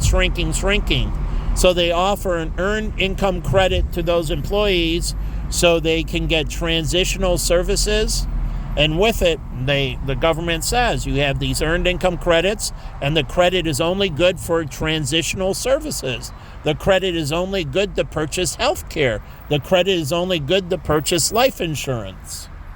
And so they can work from the federal to the state to the county to the local level to give these layers of assistance. And it can be transition assistance. Say they're moving a factory. You can't just close down your business. You have to give the city a certain amount, 3 months notice. File quarterly taxes, and you must give a quarterly notice that in 3 months you're transitioning out of the business. No one can shut down the business. So they have to give 3 months or there's extreme penalties. So they must give 3 months notice to the employees that they're winding down operations. And for larger businesses that have deeper financials, they must give a year's notice to the employees. A year's notice. And the government will give specialized earned income credits that those people can only use to purchase health care or transitional services or life insurance, depending on the business. A small startup can apply for special earned income credits for their employees, and the startup gets this extra money and it goes to the employees so they can put away for their retirement. Yeah, they get a physical refundable credit, an earned income credit, and a percent of it, and that money can only go into a retirement plan. It can be an individual IRA, but it must go into the retirement plan, and the credit cannot be used for anything else. So the refundable credit goes from the tax returns filed, and it goes from there to the 401k. It goes from there directly into an IRA set up in your name. You have to set it up and give the IRS, or Illinois has its own, and that's why every state should have its own tax return. That way it can do things from the state level, the county level, and the local level, and they can give a subsidy into retirement plans for these startup businesses, and transitional subsidies for other businesses, and health subsidies for startup business, benefit subsidies, but they can only be used. And what does it do? It supports the health insurance industry. It supports the life insurance, the disability industry, supports the stock market, the retirement industry. So these are focused credits designed to have people, but you have to work. And even if you have a disability, you use a Stephen Hawkins situation, and you get this focus credit that gives you these accommodations. They retrofit your home. It's an earned income credit that goes into the construction field, and they have a list of approved contractors. And if you have another contractor outside of that, you got to get them approved to get the credit to them. So here is Sox Park. This is where I said the technology would go. And you can see its proximity to downtown. But again, it's right down the street from Bronzeville. And they're doing this whole big project in Bronzeville. And that's supposed to be some kind of industry corridor in Bronzeville, a revitalization. And so the Sox want to move, and I think it's perfect for them to go on the river and move up that way and take that area, and they can do housing and other development there. And then this can expand into a technology corridor, and it can be more than IIT. It can be the University of Chicago, Northwestern, Roosevelt University, Robert Morris University, and it can be a technology corridor, a multi-university function, a multi-university thing, and they get money from the city of Chicago, the Cook County, the state of Illinois, and the federal government. So they can all have their CHIP Act or their Semiconductor Act, the city of Chicago, the county, the state, and then it goes with the federal. And you have parking. It's right off the rail lines, the University of Chicago Medical. And all that goes into the medical. Every industry, semiconductors go in. So every industry, from the restaurant industry to everything. And then you'll build out all the technology and the internet sites and the phone technology, and all that goes into that corridor. So literally it encompasses every single business. Ice cream machines use technology. So it literally encompasses every single business.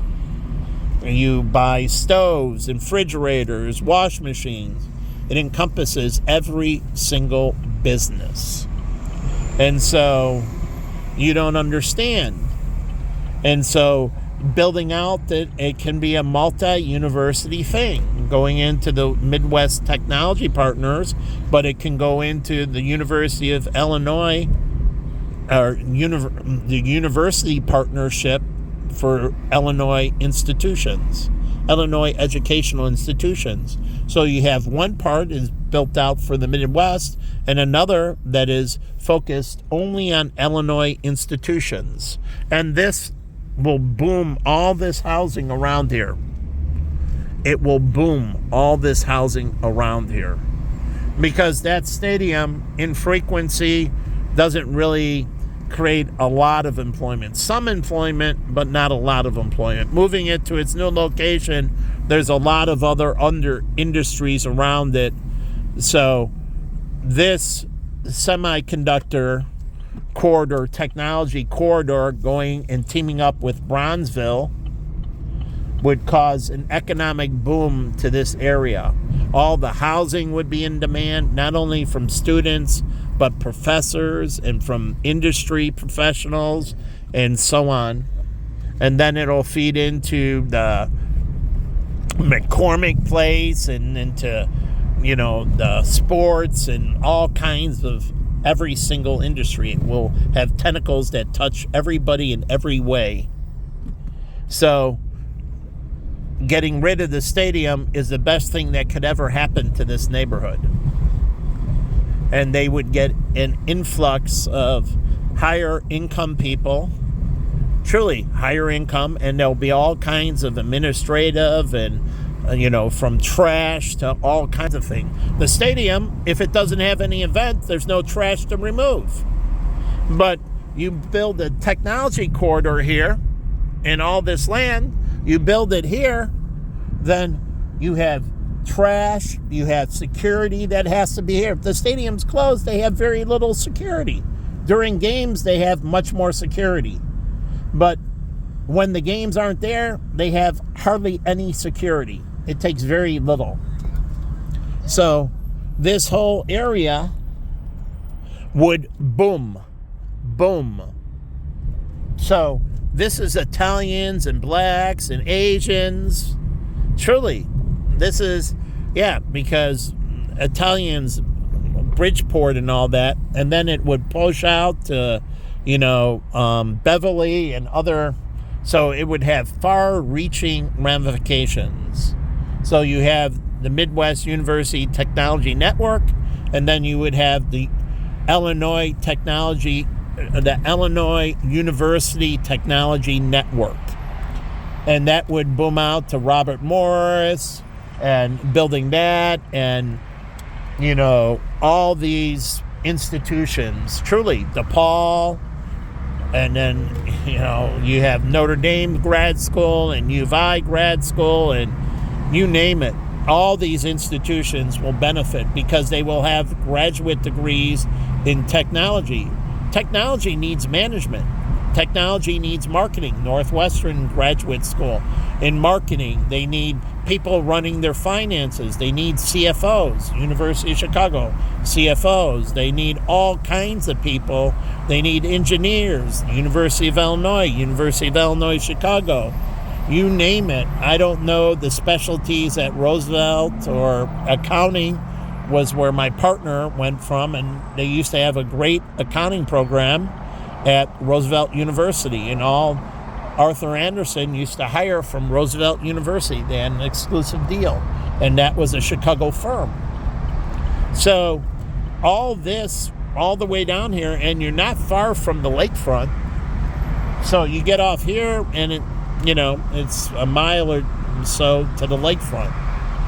So moving this would be the best thing, and it moves into an area that the stadium doesn't have to do a lot of business, meaning games and sporting events every single day, to benefit the community, because that community is so diversified, being near the financial district and a lot of other things, the lakefront and so on, that it will naturally have enough other activity, and moving this would be more beneficial here because it would put in unbelievable amount of everyday jobs. So it wouldn't be like, oh, there's a game and we need food vendors and that, and now there's no game, and then in the wintertime there's even less games and so on. And that new stadium can be an indoor-outdoor stadium, and it could have a dome, a retractable dome, a unique retractable dome, and it can feed into McCormick Center, which is not too far away, and so on, because you bring the industrial technology park, and you're talking about diversifying the industries in Illinois. And then logistical companies would need to be here. Illinois lost 1 million people. The city of Chicago lost 1 million people. Illinois has lost millions of people. Millions of people. That's why we lost so many houses in the House of Representatives, numerous seats. Illinois was shrinking. People were moving out of Chicago, moving out of the state. I had farmers talking about their towns dying to me downstate. And this would change everything, because that goes into Caterpillar and John Deere, all the technology into tractors, and then their future industry into construction.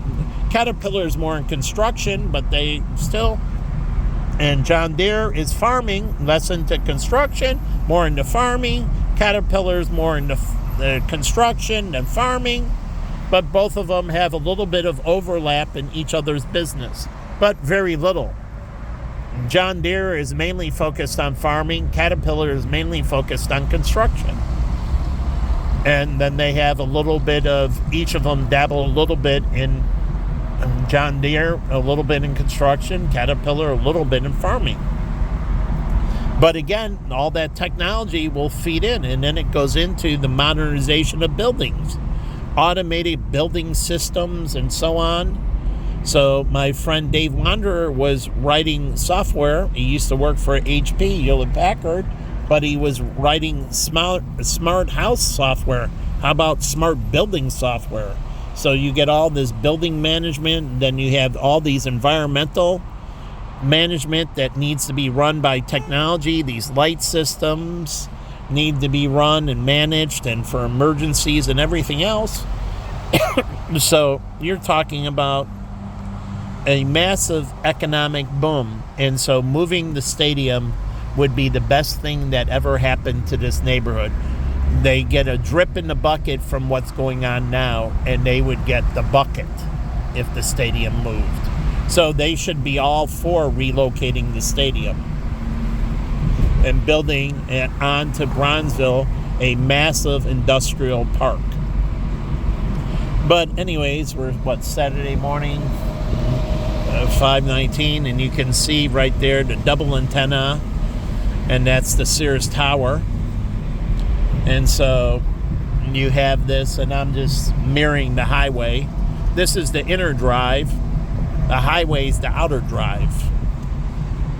And then the highway is divided between, local and non-local traffic. And this is mirroring the highway. This runs into Chinatown.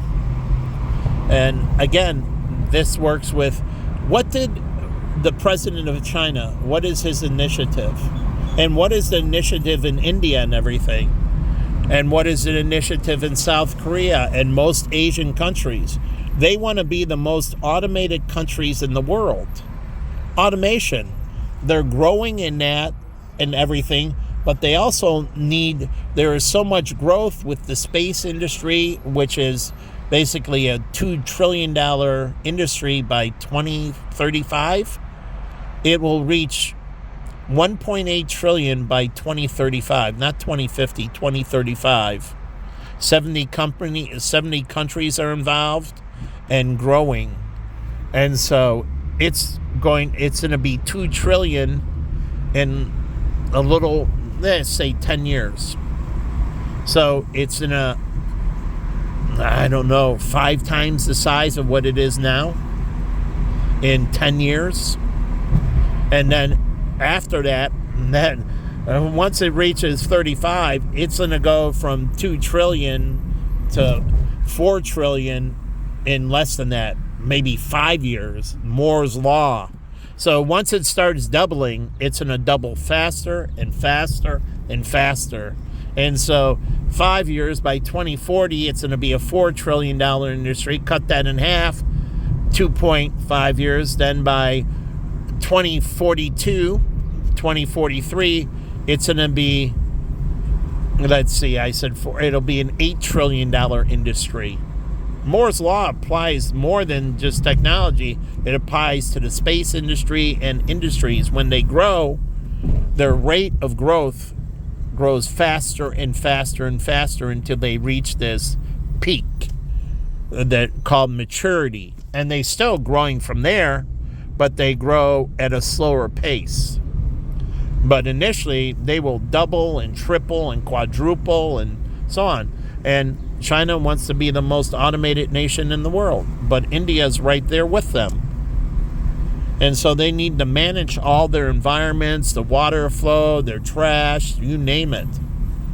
And so these people need to get better educations to be able to use the systems to manage the waste. The problem with managing waste is you have to have all these sophisticated systems to separate, to recognize the different types of waste, to separate out the different types of waste, and so on. And you have to have special protective gearing and so on. And it takes a lot of sophistication to get environmentally friendly. And so you need all this technology to make all that happen. And so it's just all these countries, billions, 4 billion in Asia, they're trying to be technology leaders. That's why you have Taiwan Semiconductor and Singapore and Japan and so on. And they keep on pushing the technology envelope. Why do you think they can handle 37 million, almost 38 million people in Tokyo? Because they have vending machines for alcohol. They have so much automation and building management. It is unbelievable. But to be able to handle these people, that means they need all the software engineers, people designing the circuitry. It doesn't matter. There are more and more people in the cycle. It's just where they're in the cycle that changes. So how they're utilized changes, but it's not less employment.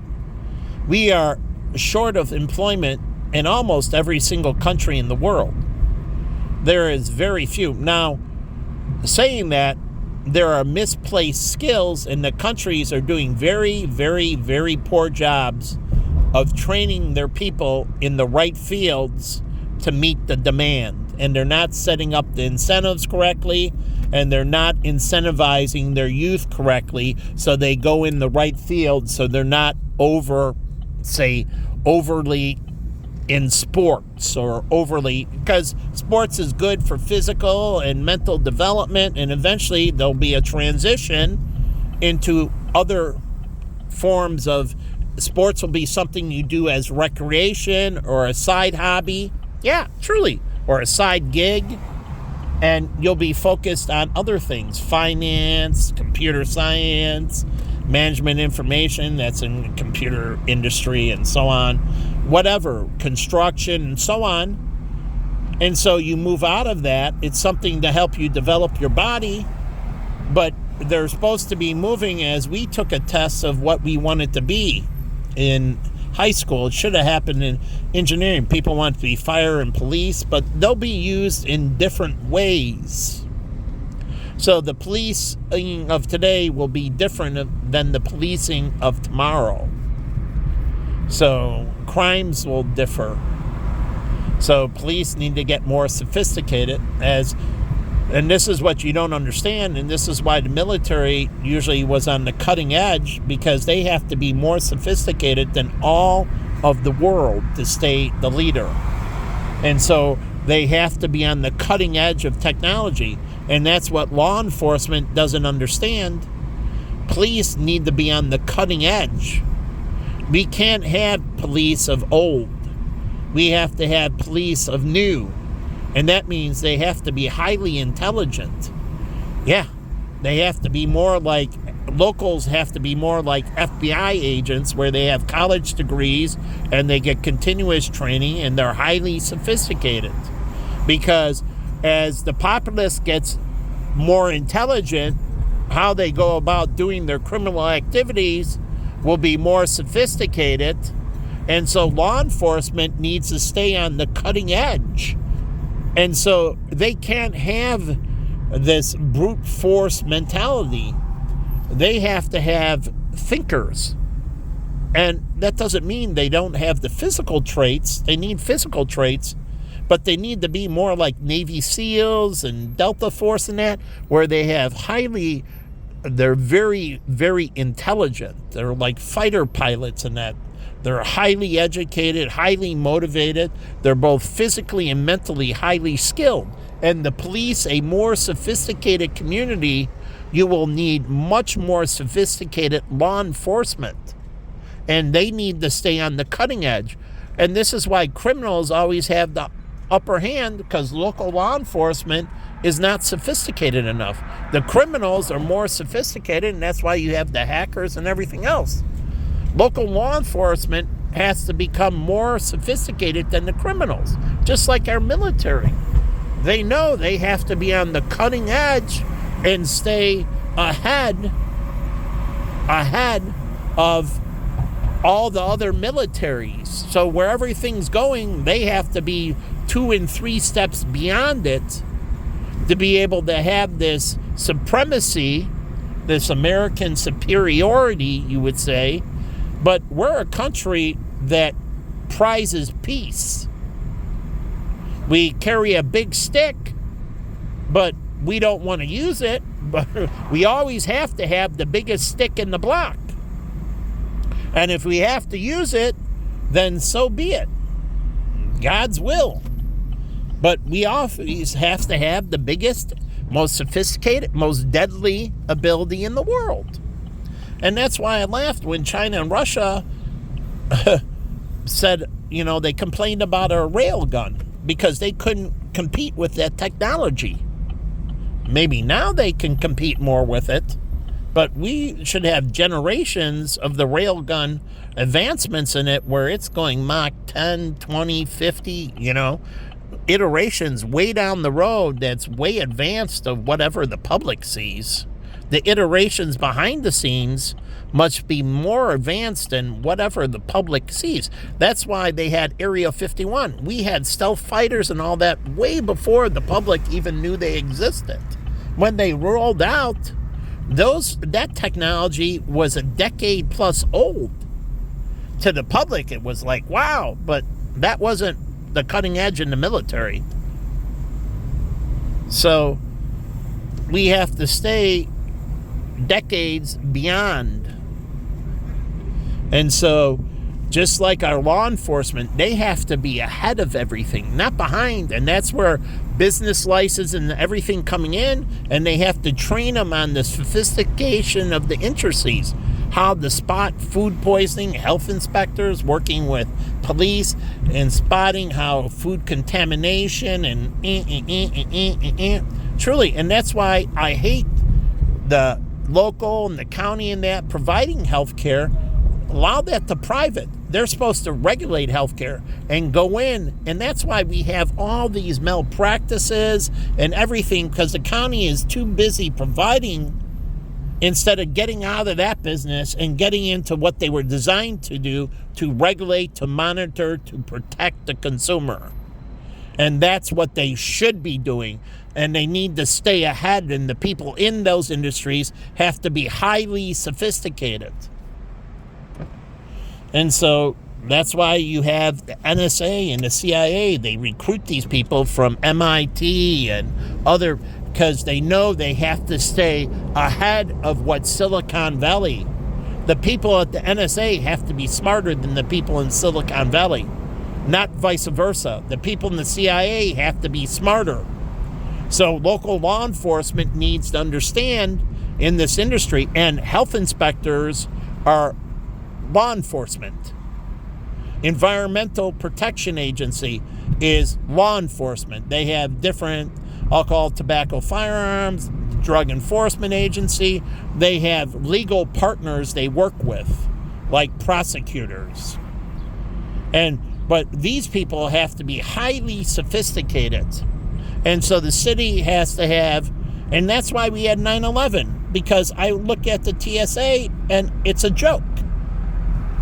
And we have all these people going to the military, getting all this training and cutting edge and advanced training, and then they can come down and they need a different skill set. And this is why it didn't happen before, because local law enforcement, county and state and federal, is handled a little different than military. But the whole point is they have to have this transition. And so what did the Marines do? They set up a unit specializing in their soldiers to transition them into civilian life. And so that's what they have to have with the military, transitioning them into civilian policing. So you can't handle things in certain ways that you would as a military soldier one way. In civilian policing, you have to handle it another way. That's why the Army was handled. The Army is an occupation force. And that's why you have the Army that occupies, and Army soldiers are trained different than Marines. Marines are not an occupation force. Marines go in, the few, the proud, they hit the beaches and they keep on running. So the Army is more an occupation, a slower moving, and they're trained to do civilian policing. Truly, if you're a soldier in the Army, you're a hybrid. You're also trained in civilian policing. Now, they have special, where they have Rangers in that are more special forces, that are less designed for, they're more designed war. Rangers or Green Berets and so on. They have their units that are designed more for warfare. And then, but the Army is an occupation force. That's why the Army Corps of Engineers and so on, and that's why they rebuild. So armies are designed to occupy. Now, the Army here in the United States works with the National Guard, right? And then the National Guard has its branches. The state of Illinois and each of the states have their own individual. And again, they more work on a civilian level when they do applications. So it's different than, so the Army is more trained to be hybrid soldiers, where they're less about pure warfare and more about warfare and occupation. And they can transition, so they don't have just all this training on military tactics. They also have training on civilian occupation. And so the Army is more of a hybrid force. Now, the tanks and that, they're not designed on, they're more, so you have the mechanized units and so on, and they're more designed that way. And the infantry that goes with the mechanized, they're more warfare. And then you have the other units, the support units, they're more designed for occupation. But anyways, law enforcement here needs to get on the cutting edge. They need to be in front of the businesses, smarter than the businesses, so they can police the businesses, so the businesses can't pull shit on them. And that's been the problem with our local county and state. The state's more sophisticated, but still not where they need to be. And so they need to be in front of everything, and it's coming to them, and they know how to handle and police it instead of being on the back end. So we have to change local, county, and state policing to be on the front end of things there before it happens, and it comes to them, and they're more than ready to handle what's going to happen. So they need to be on the front end And it's the same thing with Border Patrol and that. That's why you have the CIA, the book, Border Patrol and Customs are supposed to be looking at that so they can understand the people they're dealing with, the nuances of their economy and so on, what they can produce, what sophistications they have, and what would they smuggle in. Like the person that I met in the gem show in Arizona, he brought in gems, he declared, but he also smuggled in gems, a couple that he sold on the black market, and he said that's how he paid for his things. Now, it was a black guy from Africa, but he was non-declaring, so not paying the tariff and that stuff, whatever you have to declare and the sales and taxes, and so he was using the extra tax money in that in his pocket to help pay for his trip. So he said he brought in a couple that he didn't declare and sold them, under the table. Everything else he sold above, the majority, but he sold a few under the table, and that's how they work it at the gem shows and that. Usually they're doing a little bit under the table where they make their nice juicy money, and then the rest they declare. And so the government needs to get more sophisticated, knowing that they're pocketing money, the side money. So anyways, I'm heading down here, Dearborn, which is very tight now, but it's a very low traffic street. So if you live on this street, it's quieter. A nice little park. If you're doing real estate, and this is an incredibly long video, but again, I don't know, I might have to post on YouTube, but whatever. This is a very quiet residential street. If you want more traffic, you move up to Clark, that tends to be busier, and State Street on the other side tends to be busier. And then Michigan Avenue tends to be even busier. So Dearborn tends to have the least amount of traffic. Even during rush hour and that, it tends to be a very quiet street. So if you're in real estate, knowing that, hey, you have kids, you don't want a lot of traffic, you don't want a lot of strangers. There's no bars and restaurants. Now there's a school right here, and it's a very good school, and it's good for kids, but you're sitting down here, and your kids aren't going to run into a lot of strangers on Dearborn. Truly.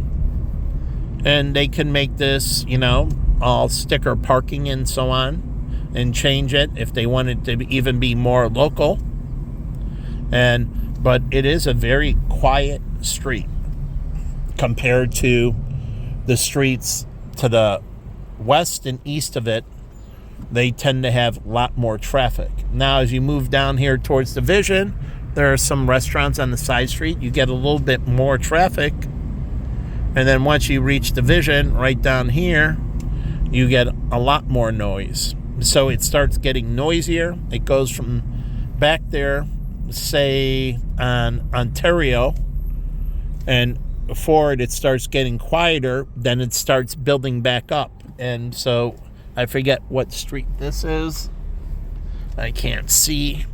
But it's one street before Division. And so it starts getting quieter. Noisier. And then what happens when I go further, which I'm going through, maybe there's a street fair. As I go further, it starts getting quieter again.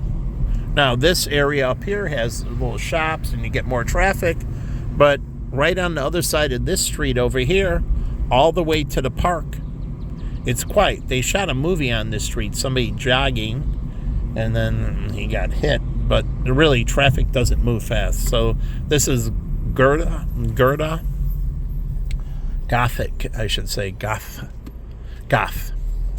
But Goth and Dearborn, and I'm going northbound, and here it gets extremely quiet.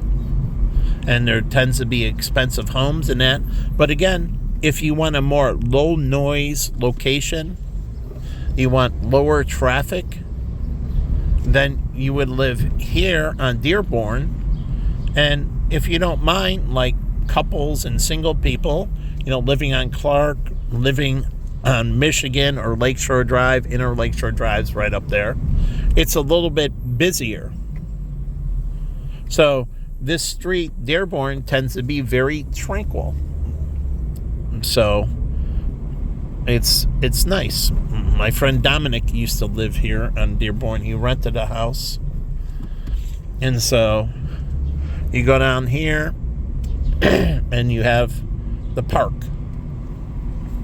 So, and this is Lincoln Park, and you got the zoo on the other side, and the lakefront's just up here to the east, a couple blocks, and then there's an underpass to the lake. But if you're in real estate, this is designed to be quieter. It's quieter right around here. And so if you want the more quiet life, this is where you live. This will give you a taste of the suburban. A little car accident, okay? Pressed up against another car, okay? That's why you wear bumper guard. But here's the park. And what do you get right here at the end of Dearborn? Another school, Latin. See how Dearborn has multiple schools? Here, both of those schools on Dearborn, the one south and Latin school here, are highly prized educational institutions. So, and then right down here, you can go to the end. They have a turnabout, and you can go to the underpath and get to the beach. And this is all the Lincoln Park area. And so this is Latin High School. This is where my friend Billy Deck, I don't know if we're friends anymore, but anyways, a former friend, Billy Deck, he went to Latin High School. I met him a long time ago at Dragonfly when he was a promoter. Dorman started as, and then started promoting to, where did he promote to? He got the Latin kids to go to Dragonfly. So he promoted to his Chicago high school connections from Latin who were in college at that time to come over and go to Dragonfly. And so that's how he got into the promoter business. So he promoted to these kids who brought in good money, and Jamie, who was owner with Marco at Dragonfly, they made good, and Jamie split off and he kept Martini Ranch, and Marco kept Dragonfly, and then that closed down, and Jamie kept Martini Ranch for a while. I don't know where Jamie is. Anyways, but Jamie had better business sense. And I don't know if he got into other clubs or anything else. But anyways, that's how Billy Deck got into promotion business. And so now here, you get here's LaSalle, and then you get Wells, and so you get this more activity and more robust coming off of Dearborn and where Latin is. And you have Foxtrot Market, you have the Starbucks, which I guess I can go in and get a drink, and go in and get an herbal tea, and you have Export and so on. And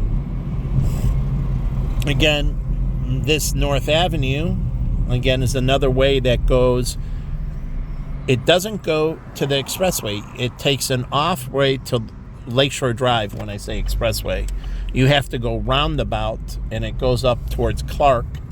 And so, but it runs to the Kennedy Expressway, 9094 down there, but it doesn't run directly to Lakeshore Drive. It dead ends into Michigan Avenue, where there's a turnabout and an underpass. So, again, you get a quieter area down here. So this is off Wells Street. And so, again, you get a quieter residential, and you get more single-family homes down here. And so it's a little different living than living in the high-rises. These are the low-rises. And Chicago has amongst beautiful low-rises, but they don't really mention that, where I see the real estate shows talking about New York, and they talk about the bungalows and the low rises and so on.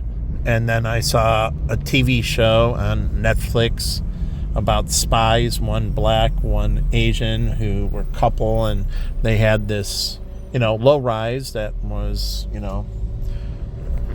had this unique garage setting and so on, and it had a composting unit and so on. But anyways, these are Chicago low rises, and then 3-4 story apartment complexes that can be turned into. And here's Franklin. Again, elementary school. Again, coming off a nice, quiet side street and off of Wells. So you have number 2 elementary school in CPS in the top 10 of Illinois schools, top 10%. So, an outstanding elementary school. So, again, right off of here, and then if you go forward, if you go east of Wells, you get more high-rises. So, and here's the Village Bicycle, and you think they'd be selling to the little kids and having like Christmas specials, tricycles and then bicycles. For the real little kids, tricycles. And you have the park over there, and you have a lot of families, and you have the elementary school, and you think they would do courses on bike riding and bike maintenance and all kinds of things at the elementary school. Bike safety, wearing a helmet and maybe elbow pads, wrist guards. There's things that you can wear. You can wear a lot of safety features or not as many. And then they can talk about, here's bicycles that are beach cruisers, that are street cruisers, and these bicycles like BMX and that are more for doing stunts. BMX bikes go to skateboard parks. Skateboards and BMX bikes go the same. Any skateboard park, you can do BMX bikes. Now, not at the same together, you have to wait turns, but skateboard parks are also BMX bikes. Now, I don't know if they know that at the Village Bicycle, but skateboard people tend to be BMX people. And so Sean White's a skateboard person. He would be more of a BMX person. So, and it seems they always bring out the, per se, less fortunate. How less fortunate, I don't know. But they always want to run the bullshit. And so I believe God's going to tear out their heart and, destroy them. Justifying anything negative to me means instant death. Just to let you know, so I'll put out the negativity there. But I'm telling you and warning you so you know.